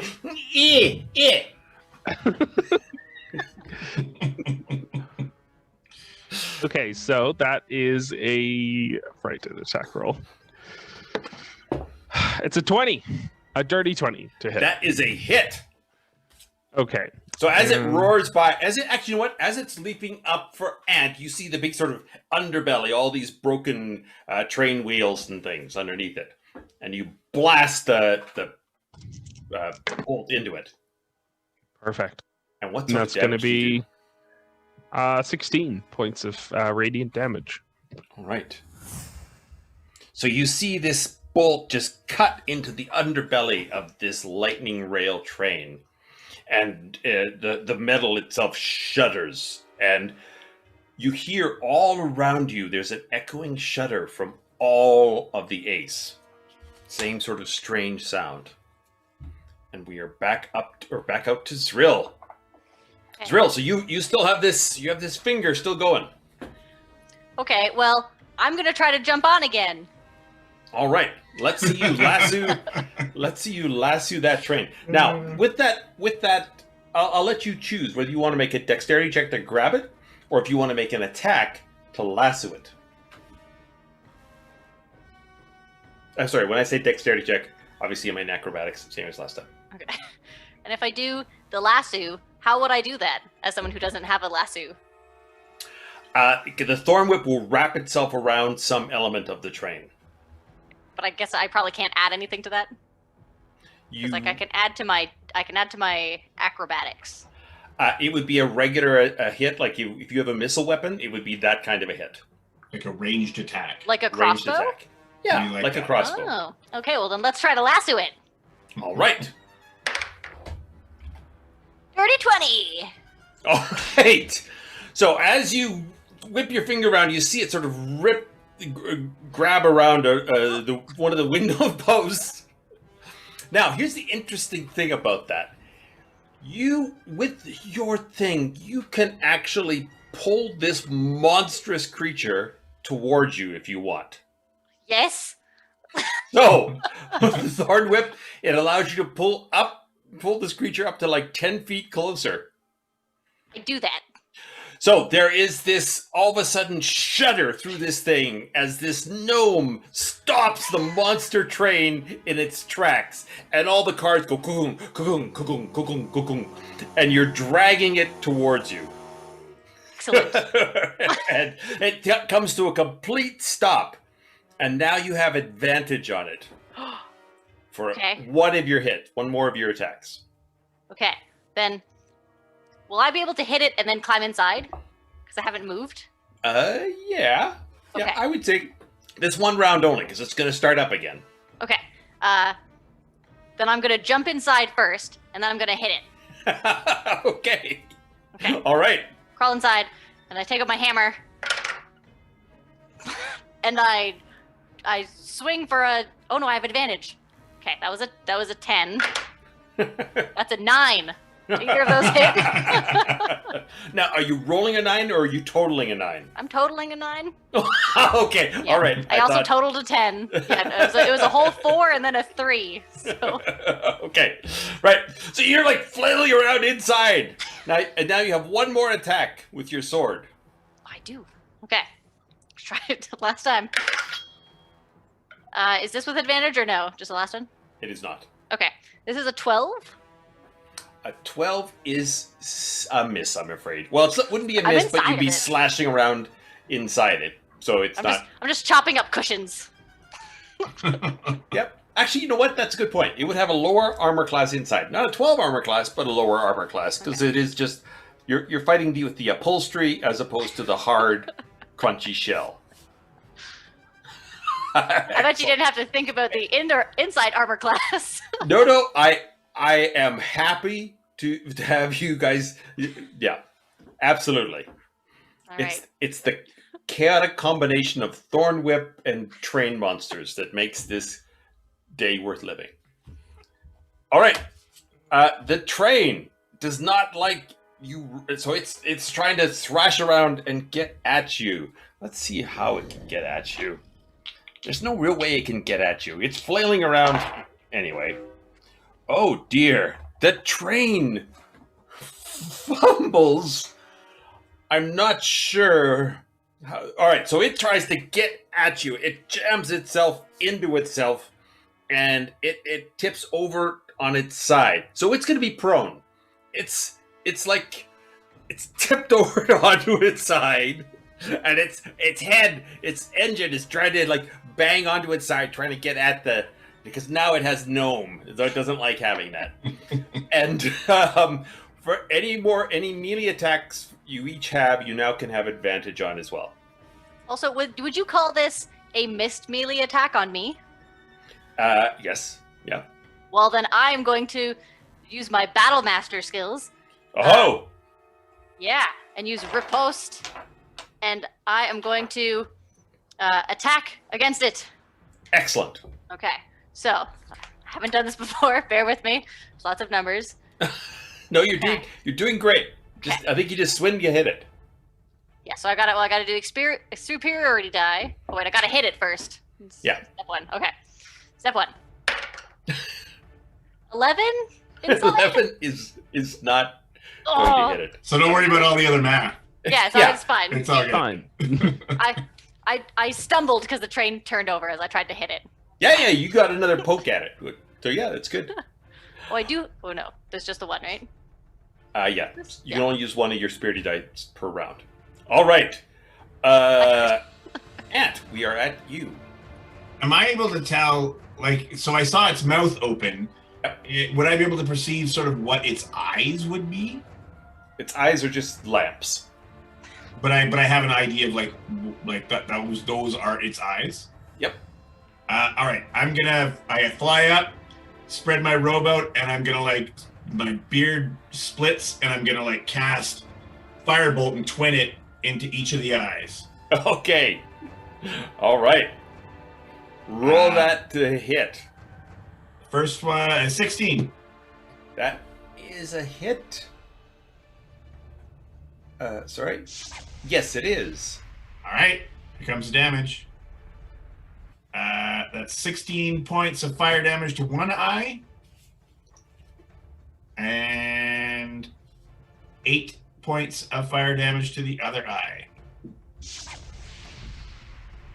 So one of the eyes has winked out. It's now. Yeah. It actually has a light coming out of its what would be its nose if it had a friendly, like Tommy the Train Engine Right. kind of face, which Tommy it doesn't. the train engine. Thomas the Train. Thomas, yeah, not Tommy. That's too familiar. Thomas the tank engine. Yes. I don't know. I was Thomas the thinking I Tank might Engine. call him Tommy the Train. There you Tommy go. the train. All right, and it lets out another sort of deep whistling groan as you shoot out one of its eyes. I think There we that's go. it for me. Oh, you Beautiful. know what? No, I'm good. That's it. All right, Ripley. I guess I'll poke out its other eye. It's is it wrong that I feel sorry for this thing now? Okay. No, I think. But now that we've given it the name of Tommy the Train, Yes, and it. Hi, kids. Oh, yeah. it's- oh, good, never it's also never give talking. your enemy a name. Never, It's just never not a good name. idea. Yeah. Yeah. Okay. All right. I'll cast Guiding Bolt one more time at the other All right. eye, At the other eye. Okay. and that's going to be a 15 to hit. That does hit. Excellent. That is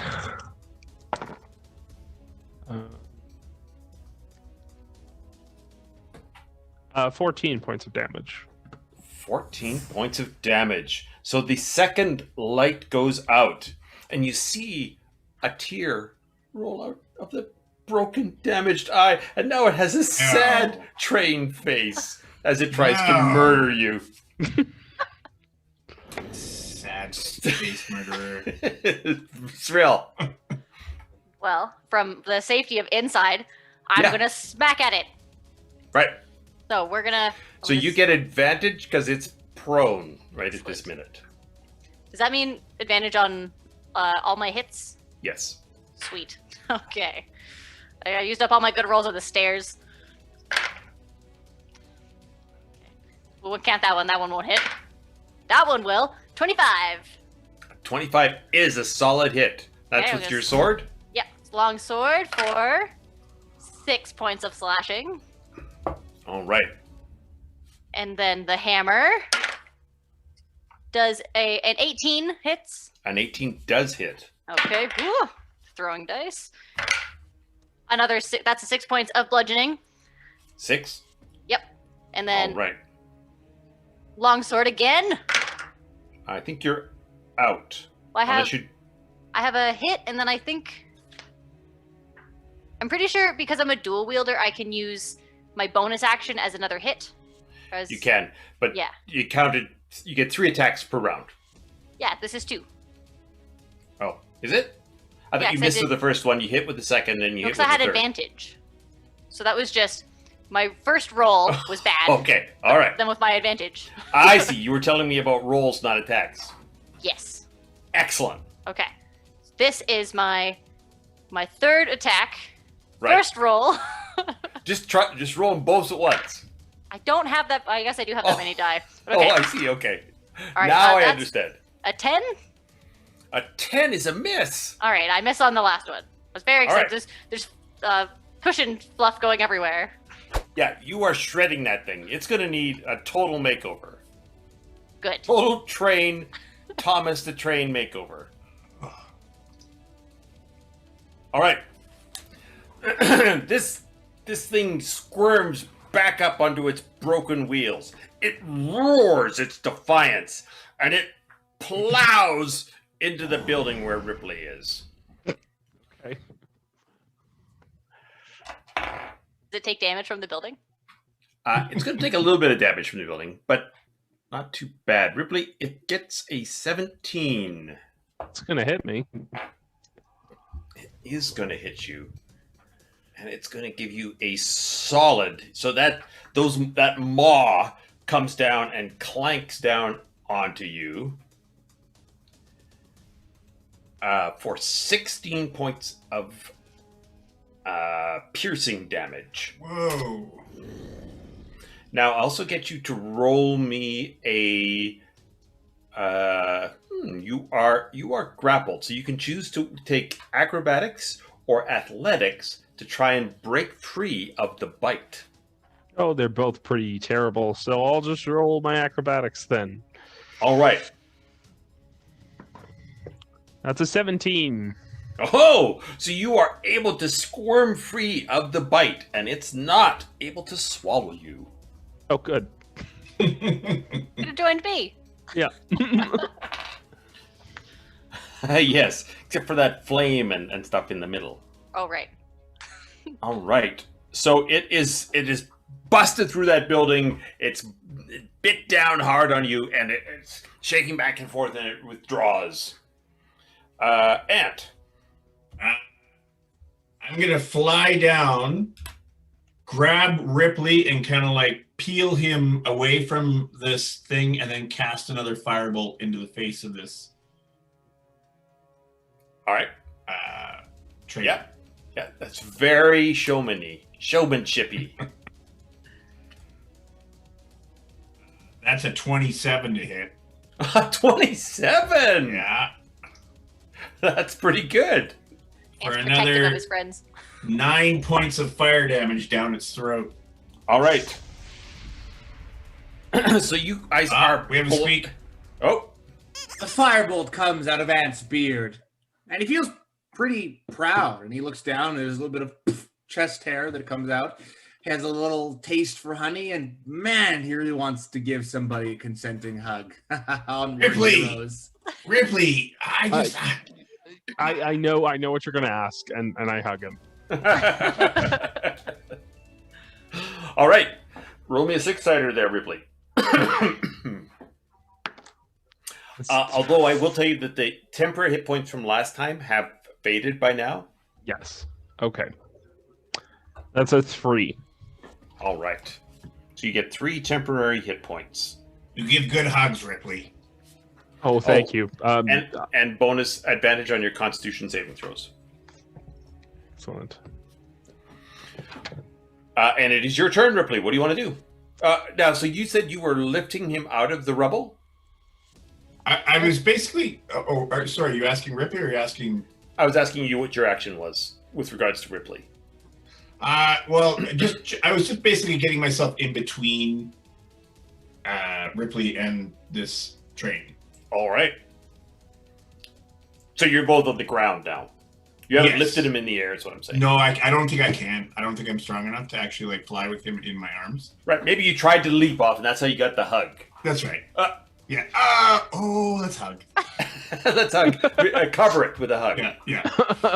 I meant to do that. Ripley, what are you doing? I'm gonna. You know what?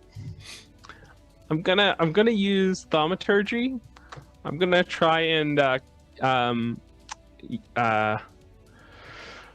cause my voice to boom a little bit louder, and I'm gonna try and pretend to be a PA system that says "End of line. All passengers exit the train." Okay. All right. Excellent. Okay, so that's pretty cool. Okay, so roll me a persuasion check. Or deception? Yeah, maybe deception's even better. Okay. Maybe not. I don't know. Performance, Ripley's choice. Mm-hmm. No, I think deception makes sense because you're trying to trick the train. That is a 15. Okay. So the okay, sure, absolutely. So as you cast this and you do this, stand clear the doors, please. That they. Oh yay, Emma!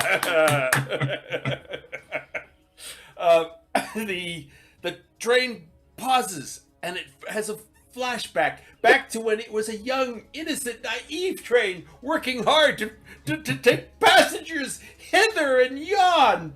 And it has a moment. It takes a moment of remembrance before it was corrupted by the Administerius. So it's not going to do any attack this round. Zrill. I am starting to feel a little sorry for this train now, like in a weird way. I'm gonna try to hit it again. Not Zrill, though. No. I have a different Train perspective empathy from is- inside yeah, the train. Yeah. Okay. These are just regular hits now, Zrill. Wish me luck, everyone. Okay. Yeah, you got this. Ooh, a 24 to hit with That my is a hit. sword. Finally, for 11 points of slashing. I finally rolled an 8. I always Nice. roll like a 1 or a 3. So it's 11 points of slashing. All right. And hammer, 25 to hit. Oh, look at you, rock and roll. Everyone else is feeling sympathy, and I'm like, ah! Yeah. I'm going to hit it while it's down. 6 points of bludgeoning. I was gonna say hammer damage. Yep. And then You're tearing at its insides. 14. Does a 14 hit it? A 14 does not hit it. Even inside? Oh, yeah, you're right. I did change it. Yes, a 14 hits it on the inside. Perfect. For 10 slashing. So as you slash across the last bit of upholstery, Thomas has dreams of what Oh. once was Oh, and what oh no. could have been again No. as the light fades from its one cracked eye and it clanks over on its Oh. side. Dead.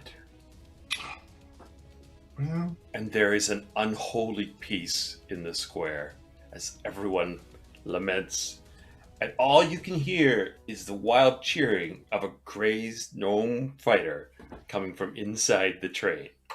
Yeah, I climb up on top and I goes, I did it! Guys! Guys! Waving my weapons. I don't know where they are, so I'm just Yeah. standing on the train waving. That's right. She's pulling You a did Jonah. Good. Excellent. All right. Go ahead. Do I see any? When I approach the train, do I see any customer service numbers that we can call in case anything goes wrong? Yeah, it's one of those pull things, and Yeah. there's definitely a number that you can send a message. Okay. Send message to. Okay. I'm gonna take note of that and, That's right. and file a complaint. File a safety a safety issue thing. All right. Now, while you guys were playing with Thomas the Tank Engine, oh, the Ace have all started to dig. So obviously the big digger construction, they have been burrowing and digging, but even the smallest child, even the delicate dancers or the rolly kind of hefty, everyone's helping, and they have been excavating a huge pit around in the center of this thing, and it is, it's by this point, with thousands of digging, it's about 25 feet down, and they themselves are still continuing that hum. They're still making that hum sound as they burrow deep into the ground. I'll fly down next to one of them and just say, "Excuse me, why do you dig?" There's no response from them from this one. Ripley, is this normal behavior? Nothing's been normal the last day. Okay. Yeah, it doesn't feel normal. Does it seem like they're under some sort of does it feel like this is magical, or is this some sort of like corruption of their like programming or whatever would sort of drive the aces? It would be hard for you to determine which of those things it was. It basically is they are unresponsive, catatonic, mechanical. I cast detect magic on him. Sure. Yeah, absolutely. Okay.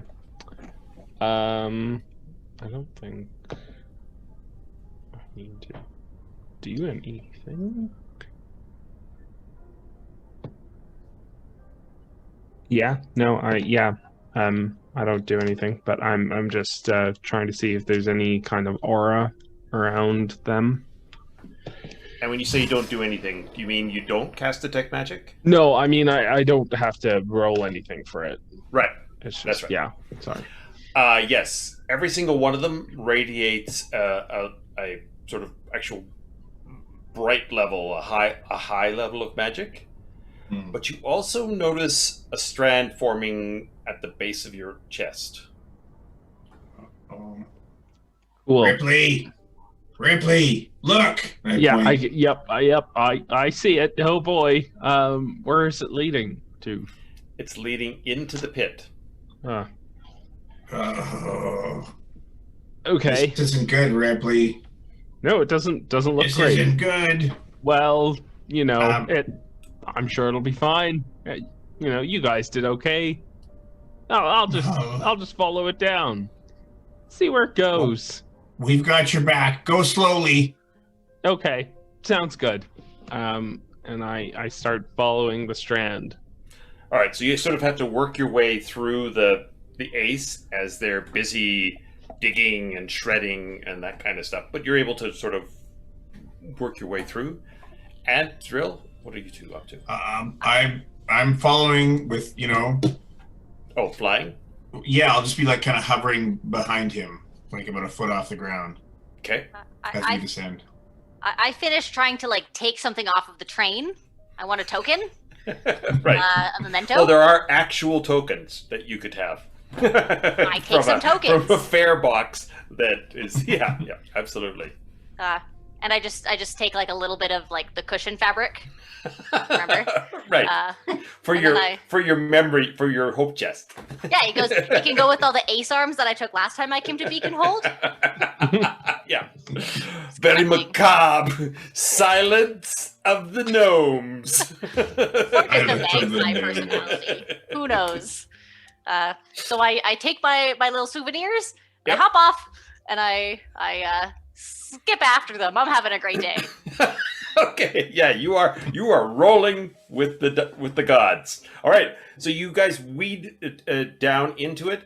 They have unearthed a subway line that Ripley you didn't know existed. You suspected it existed because you've mentioned it a few times, but this is the first time you've actually ever seen. And this is obviously where the train has come from, and the strand leads down through into the darkness of the line.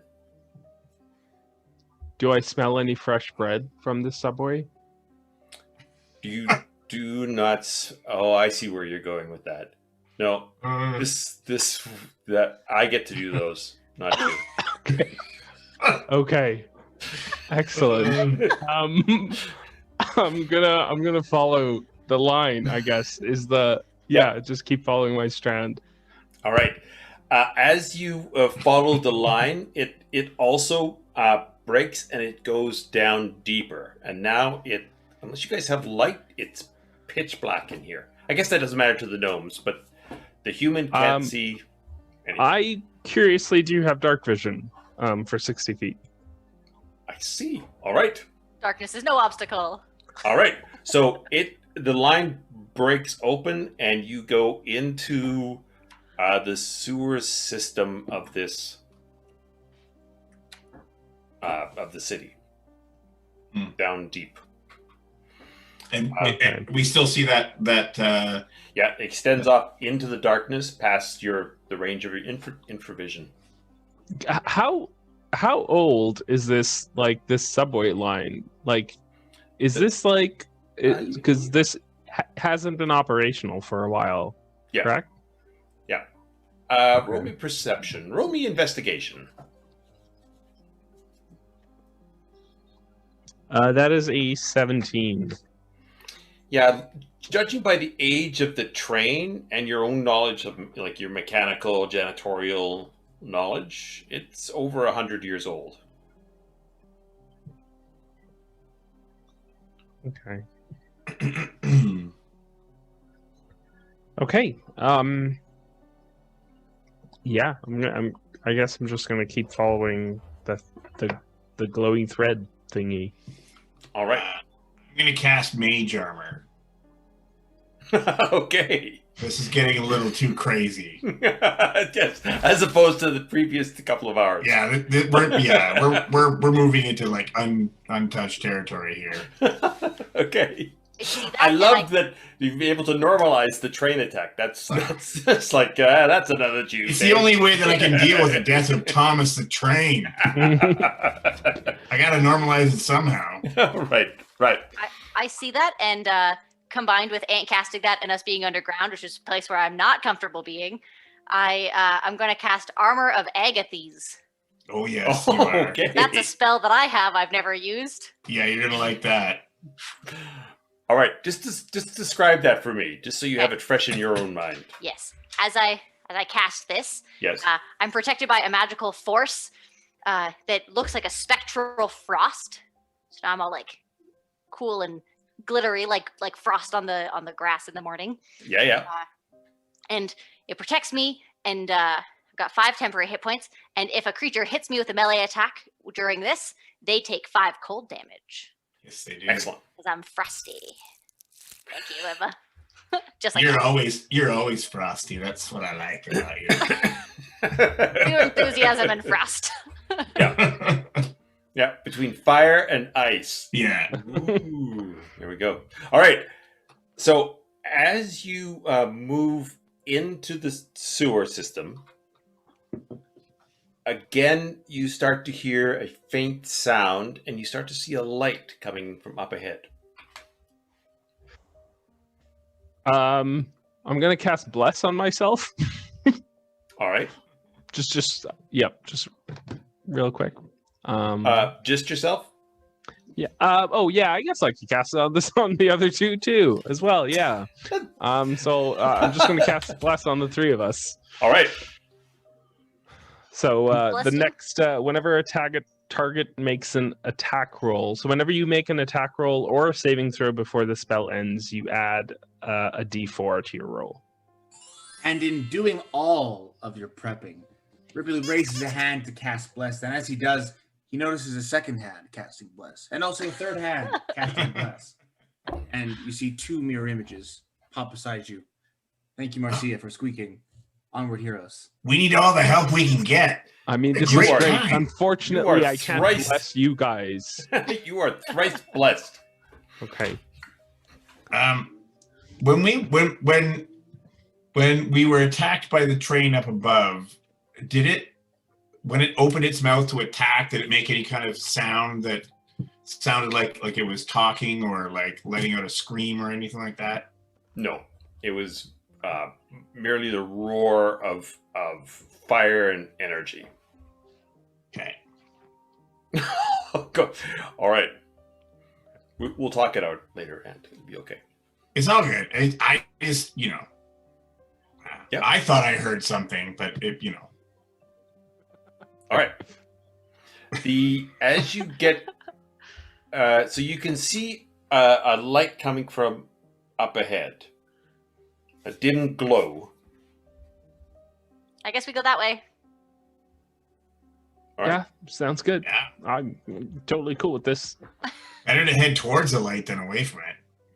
This house Okay. is clean. All right. So as you move into this, it opens into a large chamber. And just as you start to move into it, you see lights reverberating throughout the chamber. Like this is a surprisingly large chamber inside. It's probably 100 feet in diameter. It's about 50 feet high. You see 2 figures. They seem to be chanting. But as you guys make that first step, the lightning and the energy that you guys are now familiar with starts to roll around the room itself and echo up and down this sewer line, and it starts to pour into Ripley. So Ripley, you feel this surge of heat and warmth and energy. You actually feel this unlike the others, Ripley, what you feel is a guiding hand on you. So it's the strangest sensation. You feel a hand on your shoulder as you are filled. And again, what happens is he is arched. He is lifted a little bit in the air. Again, light and heat and stuff pours out of him. There is a shudder that breaks down through the thing, through the tunnel, through the room, through this whole place. And Ripley, you do not have to make a saving throw. You are 100% energized. You are refreshed. You have no damage. You have all of your spells back. You are completely refreshed. And what was that? Settle lightly back on your feet. Ripley, are you okay? Yeah, I'm perfectly fine. I'm gonna approach the two figures who are chanting. As he looks over at you, you can see that his eyes are still lit up, like still glowing. Ripley's eyes are still glowing. Ripley, as you move into the room, the two figures have stopped and they're looking at you. And you see one of them, the larger one, sort of turn and move towards you. And as he moves towards you, you realize that it is Malcolm, your father. And your mother, Laura, is there as well. However, as Malcolm comes up to you, you can see that he's furious. And he says, Ripley, all this time? We have been told of all these people meddling in God's plan, and we turn out that it's being led by you, Ripley? You?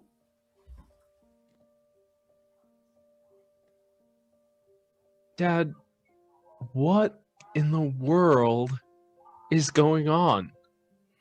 Are you... Mom, sorry. Mom, what's happening here?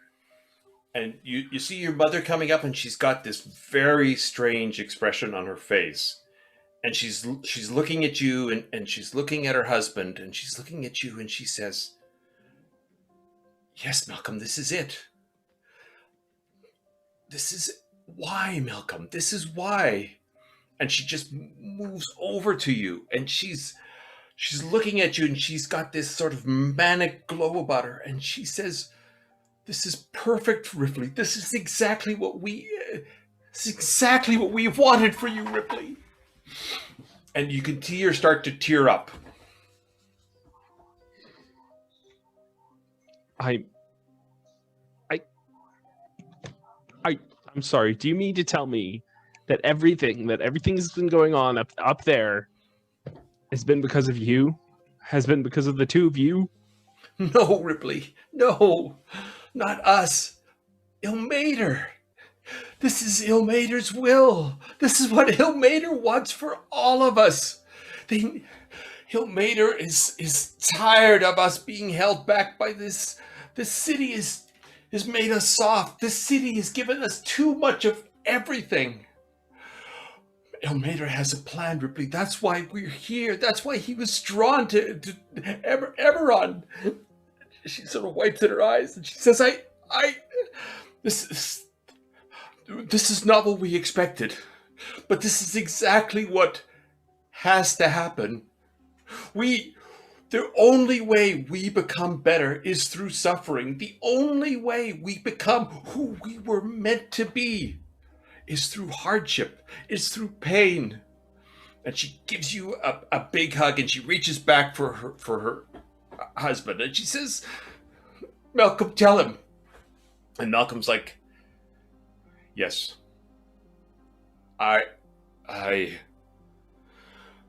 yes, Ripley, this is you. This is your destiny.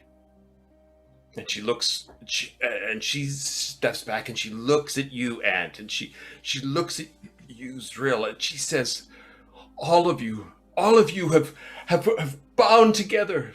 with Ripley and all the stuff that you have been doing and all that you've been absorbing and all you've been doing, you see how the strife and the pain and the agony was, Mater's will, making you better than you were before.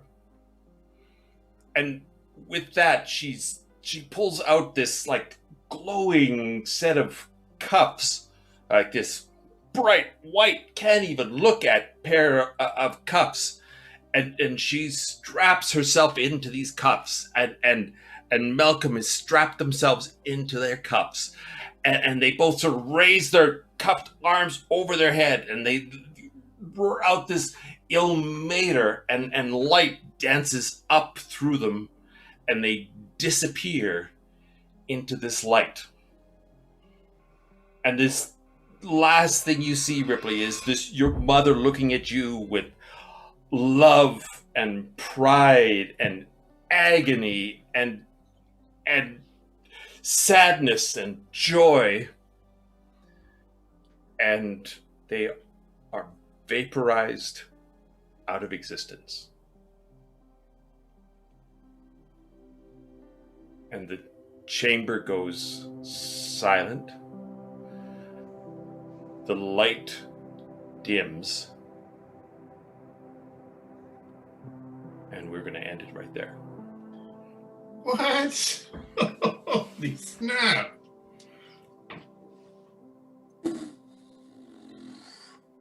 I don't even know what to say. Us. I'm so concludes. sorry, Ripley. Ripley. Yeah, I mean, I have an MC script here, and I feel bad coming in with this kind of energy when the parrots got vaporized. I was gonna make a whole joke about Thomas the Tank Engine's lawyers beating down my door, and that Kevin actually said Thomas the Train Engine. But I mean, it's still time to announce the Yeti Minis winner. I have a D4 here for our 3 lovely volunteers. It's time to party. If I roll a 4, I'm gonna re-roll, but I have numbers assigned. Here we go. That's a 4. We're gonna re-roll. That is a 2. That is Marcia. Marcia, you win a large Angkor. What did I say? Ankeg. Ankeg. A keg. That's right. Like zero issue beer. A keg of that. A keg of beer. But it's a large mini. But it's that you an actually win. So, Marcia, you have to send us an email at the D20 Initiative at yycgmail.com, and we'll hook you up with the Yeti Minis. Thank you very much for everybody who tuned in to watch us live, and only a slightly smaller but still impactful shout out to the folks watching right now on YouTube afterwards as a pre-recorded video. If you're still watching during this closing speech, I can't be mad at you. A hearty tavern cheer to all of our volunteers, BGYVR, Marcia, and Ninja Space Pig. Yay! Thank you very much for Kevin Cork in leading us through this holiday hellscape. Yeah. Thank you to DJ Emma Brager for busting out those Easter beats. And this evening's excellent cast, Sarah Bannister, Calvin DiSilva, and Curt McKinstry. I have, of course, been your Easter Prince, and you can turn in to the next episode of Pages and Mages on April 15th. Same time, same place, but probably a new MC. Stay well, stay safe. Onward, heroes.